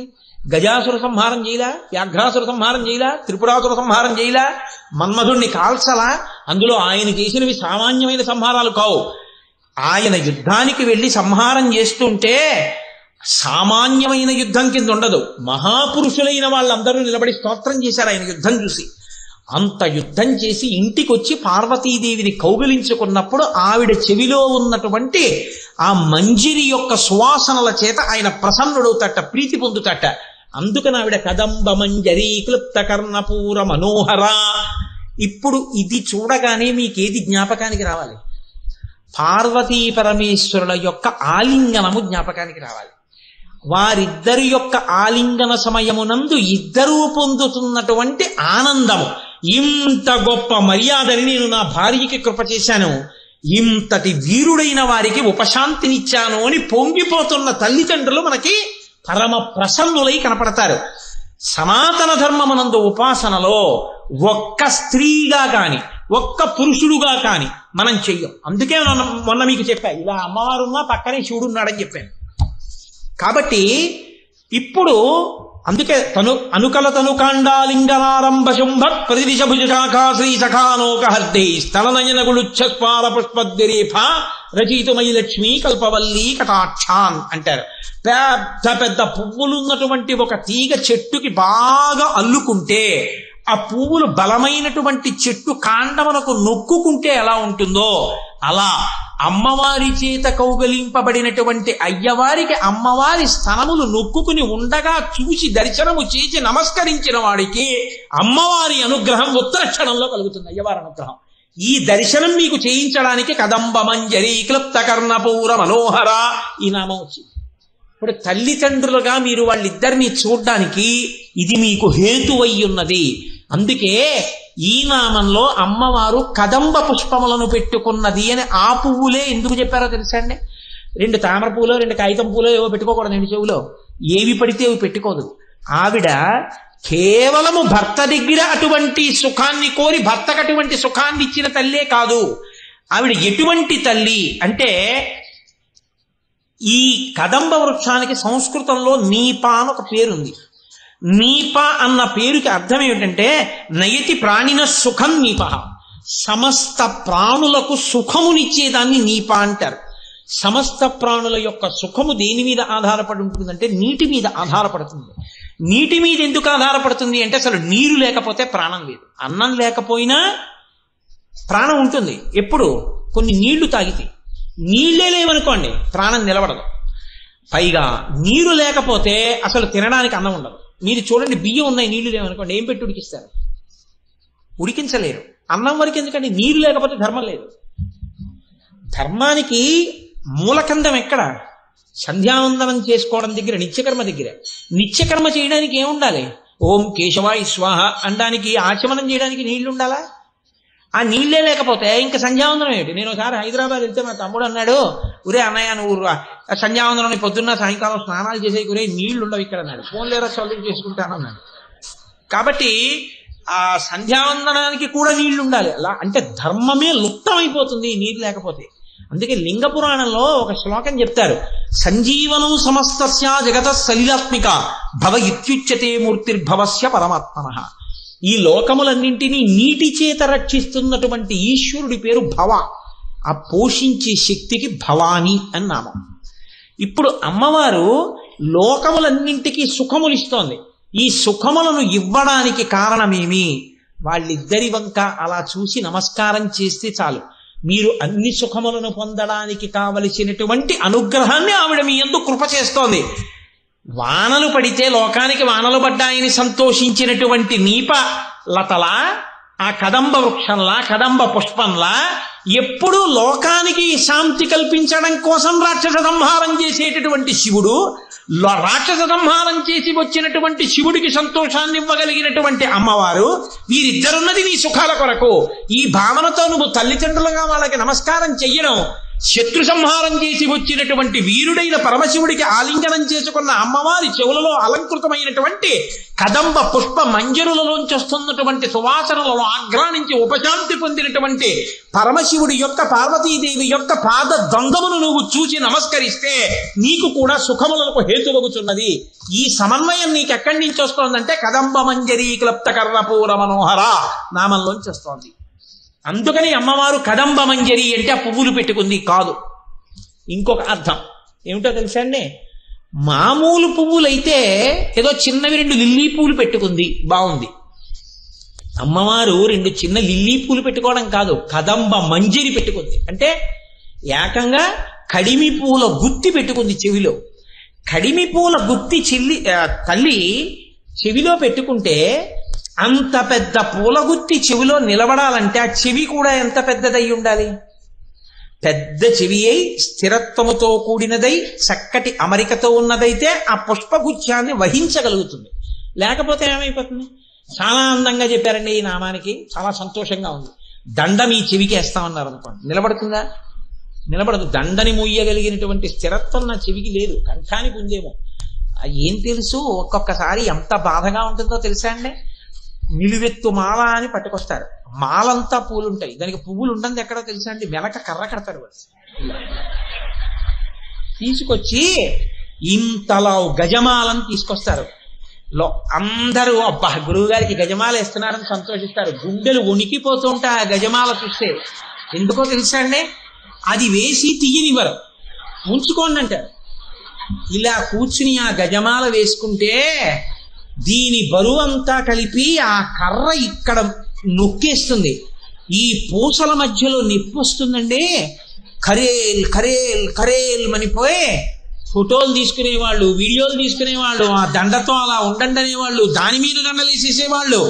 అలా ఒక 20-25 నిమిషాలు దండ ఉంచుకుని తర్వాత ఆ దండ తీసేసి పక్కన పెట్టిన తర్వాత వారం రోజులు పడుకుందామంటే మెడ ఇలా పెట్టలేరు, అలా పెట్టలేరు, అంత పోటు మెడ. గజమాల చూస్తే ఏనుగుని చూసినటువంటి చిన్న ప్రాణి వణికిపోయినట్టు వణుకొస్తుంది. అయ్య బాబోయ్ గజమాలకు వచ్చేసారు రోయ్ అని. గజమాల చేత నిజమునకు హింస, అందులో ఏం సుఖం ఉండదు. చూసిన వాళ్ళు అనుకుంటారు అబ్బా ఎంత బాగుందో గజమాలతో గురుగారు మీకు ఫోటో తీసామంటారు. లోపల ఎంత ఏడుస్తున్నాడో నీకేం తెలుసు? గజమాల వేసుకుని పైకి సుఖముగా కనబడింది సుఖము కాదు, దుఃఖహేతు అయి ఉంటుంది. అందులో వస్తుంది వైరాగ్యం అంతా. చూడరా వాడికి సుఖం, నాకు దుఃఖం కదరా అని.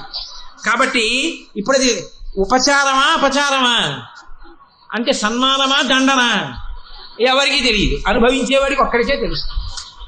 కాబట్టి అదొక ప్రారంభం అనుకోండి. ఏదో సభల్లో చెప్తుంటాను అప్పుడప్పుడు, స్వానుభవమును చెప్పు చవటలా.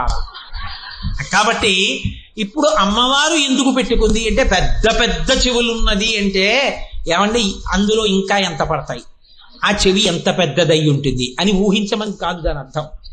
చెవికి ఎప్పుడూ ఉండే లక్షణాన్ని మీరు పరిశీలించాలి. చెవి వాయువునకు సంబంధించినటువంటి తన్మాత్ర అయిన లేదా పంచతన్మాత్రలలో ఒకటి అయినటువంటి శబ్దము ఆకాశగుణకమై వాయు ద్వారానే వచ్చి శబ్ద తరంగములుగా చెవిలోకి వెడుతుంది.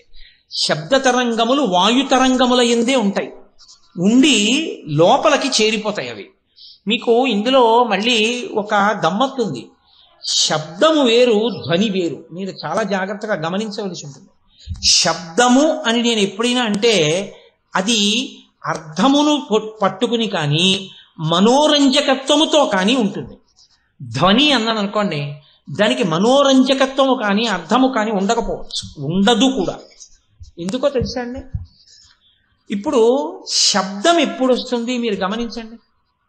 శబ్దం ఎప్పుడు రావాలన్నా ఒకదానికొకటి తగిలితేనే శబ్దం వస్తుంది. మీరు ఎప్పుడైనా పట్టుకుని చూడండి. మృదంగం శబ్దం చేయాలనుకోండి, వేళ్ళు మృదంగాన్ని కొట్టాలి. వీణ గోటితో కొట్టాలి, పెనగాలి. వయలిన్ దాన్ని రాపాడించాలి తీగ మీద. నేను మాట, నాలో ఉన్న వాయువు లోపల ఉన్నటువంటి ఆ నోటి లోపల ఉన్నటువంటి దవడలకి తగిలి చొట్టలు పడి అక్షరములై పైకి రావాలి. ఇలా ఏవి వచ్చినా అవి అర్థముతో వస్తాయి. కానీ మీకు అర్థం తెలియకపోవచ్చు ఒక్కొక్కసారి, కానీ మనోరంజకత్వం ఉంటుంది. ఒక ఆయన వీణ మీద అద్భుతంగా పలికిస్తున్నాడు అనుకోండి, సామజవర గమన అని. మీకేం తెలియదు సామజవర గమన అంటే ఏమిటో, సంగతులు అంటే ఏమిటో, ఆరోహణ అంటే ఏమిటో, అవరోహణ అంటే ఏమిటో. అసలు సంగీతం నాదస్వరూపం అండి. సా రి గా మా పా దా ని సా అంటే ఎక్కడ పుట్టావో అక్కడికి చేరిపోవాలి. కిందకి ఎలా వచ్చావో ఆరోహణలో విడిపోయి అవరోహణలో ఆరోహణ యందు మళ్ళీ దాన్ని చేరిపోవాలి. ఏ పరబ్రహ్మము నుండి విడివిడి జీవుడవయ్యావో ఆ జీవుడు మళ్ళీ పరబ్రహ్మంలో కలవాలి, సాలో కలిసిపోవాలి. ఈ సాలోకి కలిసిపోవడానికి ఆరోహణ అవరోహణ, దాని యందు సంగతులు, రాగ తాళధ్వనులు. అందుకని గురుముఖత సామవేదం. అందుకే నాదోపాసన చెయ్యడం వచ్చి పాట పాడిన వాళ్ళు ఈశ్వరుణ్ణే చేరిపోతారు. ఎందుకని అంటే అది కూడా ఈశ్వరుణ్ణి చేరుడానికి మార్గం అవుతుంది తప్ప కేవల మనోరంజకత్వానికి సంగీతం ఉండదు. అవతలవాడు ఉద్ధరింపబడడానికి ఉంటుంది. అందుకే తపోభంగం ఎటువంటిదో సంగీతమునందు రసభంగం అటువంటిది. సంగీతమునందు రసభంగాన్ని పెద్దలు అంగీకరించరు. ఆయన పరవశించి కీర్తన చేస్తున్నాడు అనుకోండి, ఆయన పారవశ్యంలో ఉండగా మీరు ఎదురుగుండా తప్పుగా ప్రవర్తించారనుకోండి, ఆయన తపోభంగమైంది, ఆయన క్షమించలేడు. అది ఆయన ఉపాసన.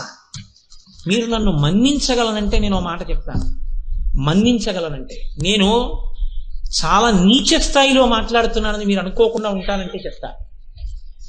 ఇది అర్థం చేసుకోగలిగితే వాడు కళా తపస్సు.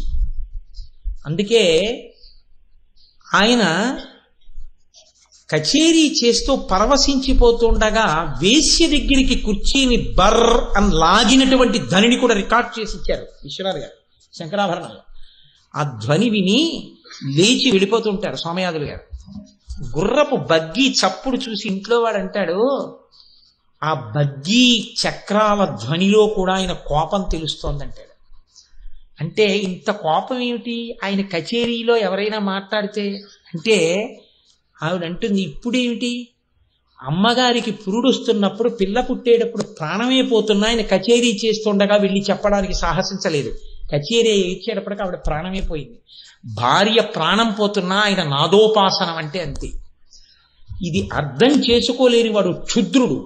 ఆ ఉపాసన ఆ స్థాయిలో ఉంటుంది. అందుకే ఇది చేతకాక ఆయన పక్కన ఒక ఆడది కూర్చుంటే వంకలు పెట్టి వెళ్ళిపోతే ఆయన లేచి, ఎవడికి తెలుస్తుందిరా మహానుభావ నా ఉపాసన ఏమిటో, నేను పాడిన పాట వీళ్ళు మెచ్చుకోక్కర్లేదు, మిరిసే మెరుపులు మురిసే పెదవుల చిరుచిరు నవ్వులు కాబోలు, ఉరిమే ఉరుములు సరిసరి నటనల సిరిసిరి మువ్వలు కాబోలు, పరవశాన శిరసూగంగా ధరకుజారె నా శివగంగా, నా గానలహరి నువ్వు మునుగంగా, ఆనంద వృష్టినే తడువంగా అని అయిపోయాడు సమాధి.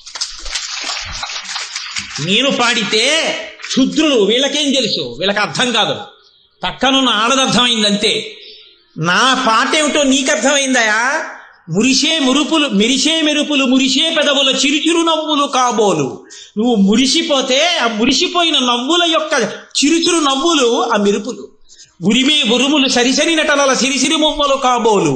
నేను పాడితే కూర్చోలేక లేచి నువ్వు నర్తిస్తే నీ కాలి మువ్వల చప్పుడు ఆ పిడుగులు. నువ్వు సంతోషంతో ఏమి పాడావురా అని ఇలా చూస్తే పైనున్న గంగ కింద పడింది, అది వాన. అది నీ ఆనంద గంగ, ఆ ఆనంద వృష్టి నే తడువంగా. ఇప్పుడు నేను ఆనందాన్ని పొందాను, నాదోపాసన సిద్ధించింది, ఇంకా వాక్కు ఉండదు, కాసేపు నిశ్శబ్దం. ఇప్పుడు శంకర నాద శరీర పర. దీన్ని సెల్యులాయిడ్ మీదకి ఎక్కించడానికి కళా తపస్వి అయి ఉండాలి. ఆ మాట పట్టుకోవడానికి కూడా రసహృదయం ఉండాలి. అందుకే మా తల్లి జగదీశ్వరి గారు 1కి 10 మాటలు నవమాసాల యోగుల్ని చూస్తుంటాను కోటేశ్వరారు అనగలగాలంటే ఆ రసహృదయం ఉండాలి. అది లేనినాడు ఆ మాట అనలేరు. నన్ను క్షమించండి, సినిమా గురించి చెప్పారు ఎందుకు అనుకోకండి, అందులో ఉన్నటువంటి భావస్ఫోరకమైన ఒక మహత్తరమైన సన్నివేశాన్ని మీకు ఆవిష్కరించానండి. కనుక నేను మీకు ప్రతిపాదన చెయ్యదలుచుకున్న విషయం ఆమె చెవుల యొక్క పరిమాణం ఎంత ఉంటుంది కాదు. ఆ చెవులు మీరు ఎక్కడ కూర్చుని ఏది తలుచుకున్నా వినగలిగిన చెవులు. ఎందుకని? శబ్దము తరంగములుగా వాయులీనమై మీకు వస్తుంది మనోరంజకత్వముతో. ధ్వనికి ఆ శక్తి ఉండదు. పిల్లాడు కుయ్యో అని ఏడిచాడు అనుకోండి, దానికి వ్యాఖ్యానం చేయండి అన్నారు అనుకోండి. ఏమిటి వ్యాఖ్యానం చేస్తాం? నేను అనకూడదని మొన్న ఊరుకున్నాను. మా ఆఫీసులో గోపి గారు వచ్చి కూర్చున్నారు. ఎక్కడున్నారు గోపి గారు? ఉన్నారా? వచ్చి కూర్చున్నారు. మా ముత్యాల సత్యనారాయణ గోపి గారి దగ్గరికి వెళ్ళి అన్నయ్య గోపి మామయ్య అన్నాడు. అంటే నా వంక తిరిగి గోపి గారు అన్నారు, ఏంటండి విన్నాను అన్నయ్య మామయ్య అంటాడు, అసలు ఒక వ్యక్తి ఎందు అన్నయ్య మామయ్య ఎలా ఉంటాయి, మీరు వ్యాఖ్యానం చేతురు అన్నారు. అంటే నేను అప్పటికి ఊరుకున్నాను బాగుండదని. ఏమి ఎందుకు అవ్వదు? అమ్మకు అన్నయ్య, నాకు మామయ్య, అవలా సమన్వయం. మా ఆవిడ గోపి గారు అన్నయ్య గారు అంటుంది, సత్యనారాయణకి నా భార్య అమ్మ లాంటిది, ఎందుకంటే నన్ను గురువుగా భావిస్తాడు కాబట్టి గురుపత్ని తల్లి లాంటిది. నా భార్యకి అన్నగారు కాబట్టి మా అమ్మగారికి అన్నయ్య గారు, నాకు మామయ్య గారు. సరిపోలా? కాబట్టి శబ్దం ఎప్పుడూ అర్థంతోనే ఉంటుంది, ధ్వనికి అర్థం ఉండదు. నేను అన్నాను అనుకోండి, దానికి వ్యాఖ్యానం చెప్పండి అన్నారు అనుకోండి, ఉండదు, అది ధ్వని. పిల్లాడు ఏడిచాడు అనుకోండి, ధ్వని. శబ్దం అనుకోండి, అర్థముతో మనోరంజకత్వంతో ఉంటుంది. ఈ మాటలు తెలిసి ప్రయోగం చేయాలి, చాలా జాగ్రత్తగా వాడవలసి ఉంటుంది. అందుకే వేదరాశి శబ్దం అన్నారు. ఇప్పుడు ఈ శబ్దము ఆకాశ గుణకము, ఆకాశంలో వస్తుంటుంది. వస్తూ వాయుతరంగంగా చెవిలోకి ఎడుతుంది. నేను శబ్దము చేస్తేనే మీరు గ్రహించగలరు, లేదా సంజ్ఞ చేస్తే గ్రహించాలంటే మీరు నాకు ఇంకా దగ్గరగా ఉండాలి. మా ఆవిడ ఇంట్లో ఉంటే నేను ఇక్కడి నుంచి సంజ్ఞ చేస్తే తను తెలుసుకోలేదు, తను అంత దూరంలో ఉన్నా నేను చెప్తే పట్టుకోగలదు. శబ్దము తొందరగా గ్రహించగలుగుతారు. ఇప్పుడు చూడండి, అమ్మవారి యొక్క చెవులు ఎటువంటి శబ్దాన్ని పట్టుకుంటాయి అంటే, మీరు ఆవిడికి ఎంత దగ్గరలో ఉన్నారన్నది కాదు, మీరు ఎంత గట్టిగా చెప్పారన్నది కాదు. చెప్పిన దానికి వినడానికి ఓ లక్షణం ఉంటుంది. ఆయన వినడానికి సిద్ధంగా ఉన్నప్పుడు మీరు చెప్పాలి. అంతేగాని ఆయన పడుకున్నప్పుడు వెళ్ళి చెప్పేసి నేను చెప్పేశాను కదని మీరు అనకపోతే నా తప్పలేదంటే కుదరదు. ఆయన వినడానికి ప్రసన్నుడై ఉండాలి. ఆయన ఏదో ఆలోచిస్తుంటే మీరు చెప్పారనుకోండి, అలాగే అలాగే. భార్య తెలివైంది అనుకోండి, ఇక్కడ లేరు అని గ్రహిస్తుంది. ఏం చెప్పాను అంటే, అన్నారా, ఇదిగో ఇది చెప్పాను అని మళ్ళీ చెప్తుంది. అంటే ఎప్పుడూ ఏదో ఇంకోటి ఆలోచిస్తూ ఉంటాడు, ఇక్కడ ఉండడం. అది ఎవరికి తెలుస్తుంది? భార్యకి తెలుస్తుంది రహస్యం. అలా ఇప్పుడు అమ్మవారు ఎలా ఉంటుందిట? ఒకప్పుడు వినడానికి సిద్ధంగా ఉండడం, ఒకప్పుడు వినడానికి సిద్ధంగా ఉండకపోవడం, ఉండవుట. ఇది ఎక్కడి నుంచి వస్తోంది? ఇవన్నీ కదంబ మంజరీ క్లుప్త కర్ణపూర మనోహర. ఆ చెవులు మీరు ఎక్కడ ఉండి మనసులో తలుచుకున్నా, ప్రీతితో భక్తితో నమ్మి తలుచుకున్నా ఆవిడికి వినపడిపోతుంది. ఆవిడికి వినపడిపోతుందంటే ఏంటి? కేవలం వినపడడం కాదు, అలా ఎవడైనా పిలుస్తాడేమో అని ఆవిడ సిద్ధంగా ఉంటుంది. అందులో ఒకప్పుడు పడుకోవడం, ఒకప్పుడు లేవడం, ఇప్పుడు కుదరదనడం, ఇప్పుడు ఎలా వస్తానయ్యా అనడం, అలా ఏం ఉండదు. ఎప్పుడు నువ్వు ఏ కాలంలో ఎలా పిలువు ఆవిడ పలుకుతుంది. నువ్వు చెప్పకపోయినా ఆవిడ నువ్వు చెప్పినట్టుగా భావించి నీకు ఆ శక్తి ఇచ్చేస్తుంది. ఇది గొప్పతనం. ఇది ఎలా కుదురుతుందండి? మీరు చెప్పిన దానికి ఒక ఉదాహరణ చూపించండి అని మీరు నన్ను అడగచ్చు. నేను ఒక్క ఉదాహరణ చెప్పి పూర్తి చేసేస్తాను. పూర్వం శర్యాతి అని ఒక రాజు, ఆయనకి ఆనర్తుడు అని ఒక కొడుకు, సుకన్య అని ఒక కూతురు, 400 మంది భార్యలు ఆయనకి. లేక పుట్టిన ఒక్కతే కూతురు శర్యాతి. పూర్వం దక్షిణ నాయకత్వం ఉండేది. ఈ శర్యాతి ఆ కూతురు మీద మనసంతా పెట్టుకుని ఉన్నాడు. ఈమె ఒకనాడు సరోవరం దగ్గరికి వెళ్ళి ఆడుకుంటోంది చెలికెత్తెలతో. ఆడుకుంటూ ఒక పుట్ట దగ్గర కూర్చుంది. ఆ పుట్ట చవన మహర్షి కూర్చుని తపస్సు చేస్తుంటే, పరమవృద్ధుడు చవనుడు తపస్సు చేసుకుంటుంటే పుట్ట పట్టేసింది. పుట్ట పట్టేస్తే ఆయన కన్నులు మాత్రం, కొంతమంది తపస్సు చేసేటప్పుడు కూడా ఇలా కన్నులు తెరిచి ఉండొచ్చు, దానికి ఒక ప్రత్యేకమైన పేరుంది. కానీ ఆ కన్నులు బాహ్యానుసంధానం జరగవు, మెరుస్తూ ఉంటాయి. ఆ కన్నుల దగ్గర మాత్రం 2 కన్నాలు ఉన్నాయి పుట్టకి. ఆ పిల్లకి ఇలా చూస్తే అవి మెనుగుడు పురుగుళ్ళే కనపడ్డాయి. ఇదేదో మెరుగుడు పురుగుల లోపల ఉన్నట్టున్నాయని ఆ పిల్ల అక్కడ ఉన్న పుల్లొకటి తీసి ఆ 2 కన్నాల్లో ఇలా పొడిచింది. పొడిస్తే ఆయన తపస్వి అయి ఉన్నాడు, శక్తితో లేడు, బాహ్య శక్తితో.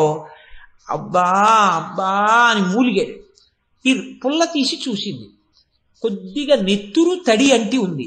ఆ అమ్మాయికి ఏదో మూలికి వినపడింది. భయం వేసి వెళ్ళిపోయింది భార్య చేష్టితంగా.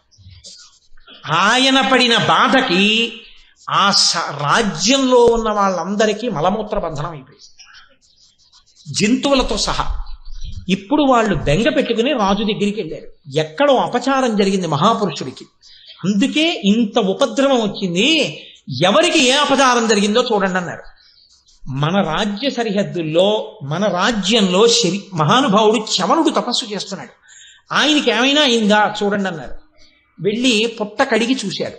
చూస్తే 2 కళ్ళు పోయాయి. ఆయన అన్నాడు, శర్యా నన్ను ఆ పిల్ల సుకన్య పొడిచేసింది అన్నాడు.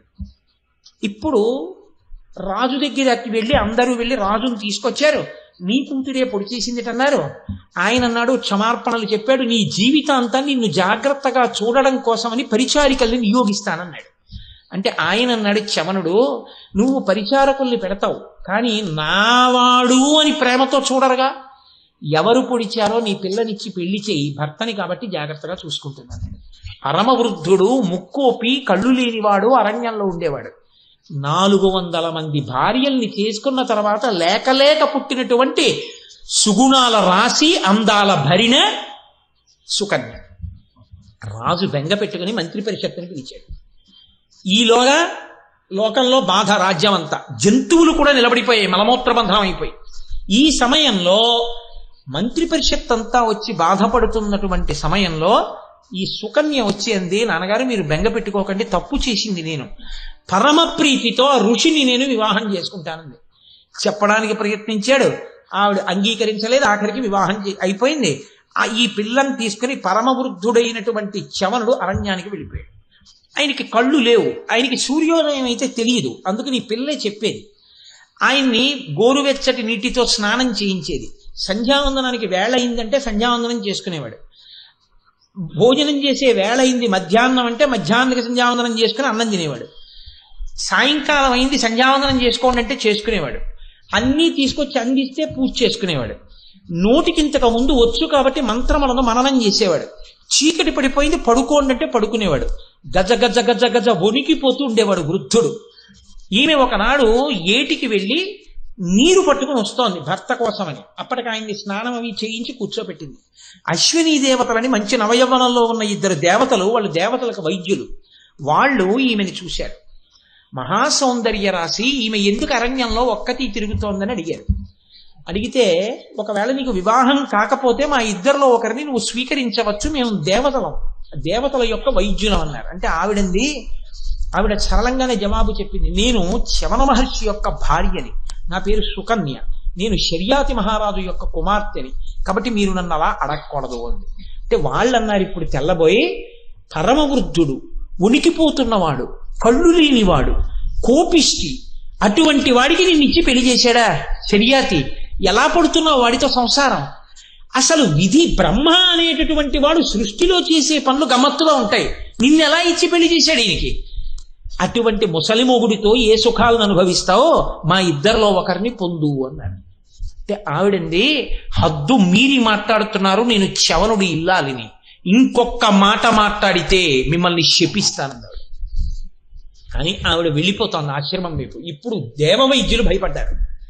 ఈవిడ వెళ్ళి చెప్తే చవనుడితో, చవనుడు మహాతపశక్తి సంపన్నుడు, క్రోధమూర్తి, మన్ని శపిస్తాడేమో అని వీళ్లే పరిగెత్తుకుంటూ వచ్చన్నారమ్మా. అమ్మా ఇందేదో అయిపోయింది, ఇంత ఎలా కష్టపడతావు?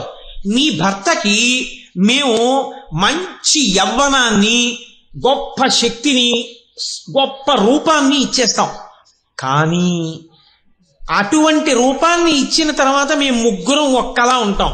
మా 3లో చవనుడు వరకు నువ్వు కనిపెడితే చవనుడికి ఇల్లాలివి. పొరపాటున మా 2లో ఎవరినైనా ఒకడిని చవనుడు అనుకుంటే వాడికి ఇల్లాలు కావాలన్నారు. ఇప్పుడు అది ఆవిడ పాతివ్రత్యానికి పరీక్ష.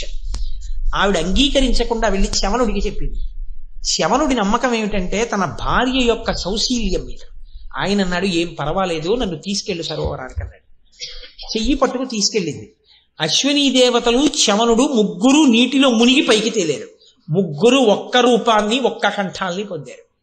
వచ్చి ఒడ్డున నించుని ఏకకంఠంతో 3 అన్నారు, ఎవరు నీ భర్తో కనిపెట్టన్నారు.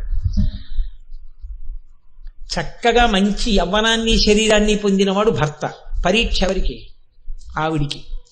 ఇప్పుడు ఇంతటి మహాపతివ్రత పొరపాటున భర్త కానివాణ్ణి భర్త అని చెప్పింది అనుకోండి, ఆవిడ బెంగ ఏమిటంటే నా చారిత్రం ఏమైపోతుంది, నేను అప్పుడు ఆయన్ని వివాహం చేసుకోవలసి ఉంటుంది, ఆయనతో సంసారం చేయవలసి ఉంటుంది. ఇప్పుడు ఆయన అన్నాడు, భర్త అన్నాడని ఆయన మాటకి తల ఒగ్గి తీసుకెళ్ళాను సరోవరం దగ్గరికి. కానీ ఇప్పుడు నాకు పరీక్ష వచ్చింది, నన్ను ఎవరు రక్షించేవాళ్ళు?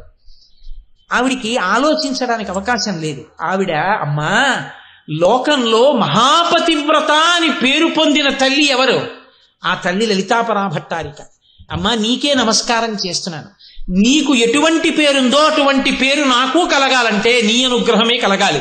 ఆవిడంది నమ పద్మోద్భవే దేవి నమ శంకరవల్లభే అని విష్ణుపత్ని నమస్తుభ్యం వేదమాత సరస్వతి ఇదం జగం తయా సృష్టం సర్వం స్థావరజంగమం బుద్ధిదాసిత్వమజ్ఞానాజ్ఞానినా మోక్షదా సదా సిద్ధిదా యోగినామం బాజయదా కీర్తిదా పునః శరణం త్వాం ప్రపన్నాస్మి విస్మయం పరమంగతాః అంది. అమ్మా సృష్టికర్త శక్తి నువ్వు, స్థితికర్త శక్తి నువ్వు, లయకర్త శక్తి నువ్వు, శక్తులకు శక్తి నువ్వు, ఆదిశక్తి నువ్వు, అమ్మలగన్న యమ్మ నువ్వు, మహాపతివ్రతవి నువ్వు. రాకూడని కష్టం వచ్చింది, నోటితో చెప్పలేదు, పతి ఎవరో తెలుసుకోలేకపోతున్నాను అనలేదు. శరణం త్వాం ప్రపన్నాస్మి ఈ మాటలు పైకి చెప్పలేదు, నోటిలో అనుకుంది. అమ్మా నువ్వు నాకు భర్తని గుర్తుపట్టగలిగిన శక్తి కృప చెయ్యి అని కళ్ళు తెరిచింది. ముగ్గురిలో చవనుడెవరో ఆవిడ తెలిసిపోయింది. ఆవిడ వేలు చూపించింది. అశ్వనీ దేవతలు పొంగిపోయి ఏమి పాతివ్రత్యమమ్మా నీది అని చవనుణ్ణి నవయవ్వనంతో ఉన్నవాణ్ణి ఇంత అందాల భరిణని ఆవిడకి భర్తగా ఇచ్చారు. ఇప్పుడు చెప్పండి, ఎక్కడో అంత కష్టంలో ఏమి చెయ్యాలో తెలియని స్థితిలో తన కష్టం పరపురుషుల ముందు చెప్పుకోలేక మనసులో అనుకుని శరణం త్వాం ప్రపన్నాస్మి అనగానే ఆ తల్లి ఆనాడు సుకన్యకి పాతివ్రత్యం నిలబడేటట్టుగా శక్తిని కృప చేసేసింది. అంత కష్టంలో అమ్మా నిన్ను పిలిచిన వారికి ఆ పిలుపులు వినగలిగినటువంటి చెవులమ్మా నీ చెవులు. ఇక్కడ తలుచుకుంటే చాలు ఆ పిలుపులు వినపడతాయమ్మా. ఆ చెవులు అలంకారయుక్తములు కాకుండా ఉండకూడదు, అంత గొప్ప చెవులని చెప్పడానికి కదంబమంజరీ క్లప్త కర్ణపూర మనోహర ఇందుకుని కీర్తిస్తున్నాడు. అది ఆ చెవుల శక్తి అని మీరు భక్తిని పొందడానికి.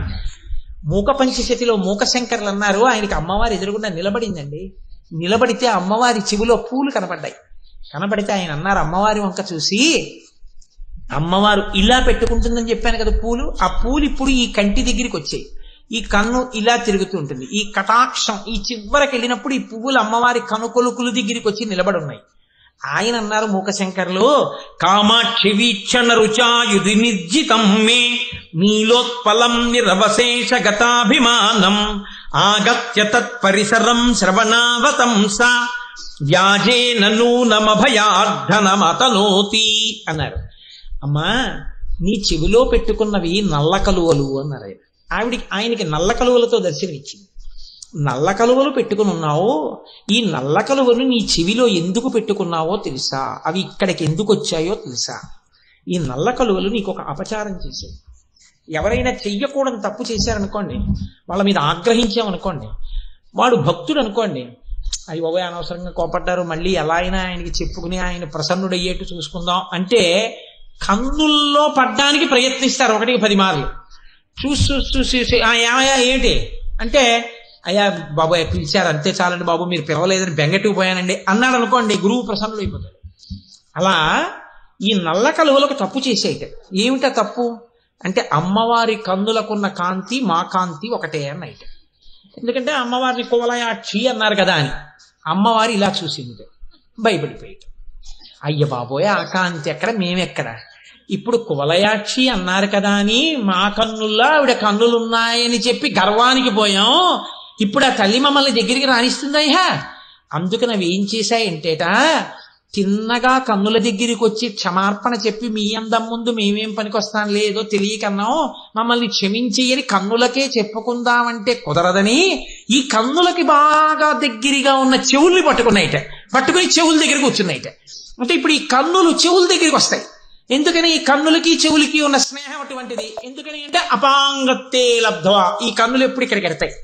ఇక్కడికి వచ్చినప్పుడు వీటిలో కూర్చుంటే వీటికి ఇవి మిత్రులు అయ్యాయి కదా ఇప్పుడు, అందుకని ఇవేం అనలేవు. ఆ మిత్రుడికి మిత్రుడు కాబట్టి ఊరుకున్నాయిట. ఊరుకుంటే ఇప్పుడు ఇలా రాగానే క్షమార్పణ చెప్తున్నాయిట. అమ్మాయి ఏమనుకోకమ్మా, ఏదో అన్నామమ్మా, తెలియకన్నామమ్మా, నీ కాంతి ఎక్కడమ్మా, మేమెక్కడమ్మా, నీ శుభకెక్కడమ్మా, మేమెక్కడమ్మా, నీ చల్లని చూపు ఎక్కడమ్మా, మేమెక్కడమ్మా అంటే ఇలా వచ్చి ఇలా వెళ్ళిపోతున్నాయిట. వింది కదా చాలు అని మళ్ళీ వచ్చినప్పుడు అలా అమ్మ క్షమించమ్మా, క్షమించమ్మా, క్షమించమ్మా అంటున్నాయిట. అమ్మ క్షమించేసిందిట. నీ కన్నుల యొక్క అందంతో పోటీ పడినటువంటి విషయానికి క్షమార్పణ చెప్పుకోవడానికే ఆ పూలగుత్తులు ఇలా కూర్చున్నాయమ్మా, నాకు అర్థమైపోయింది అన్నారు మూకశంకర్.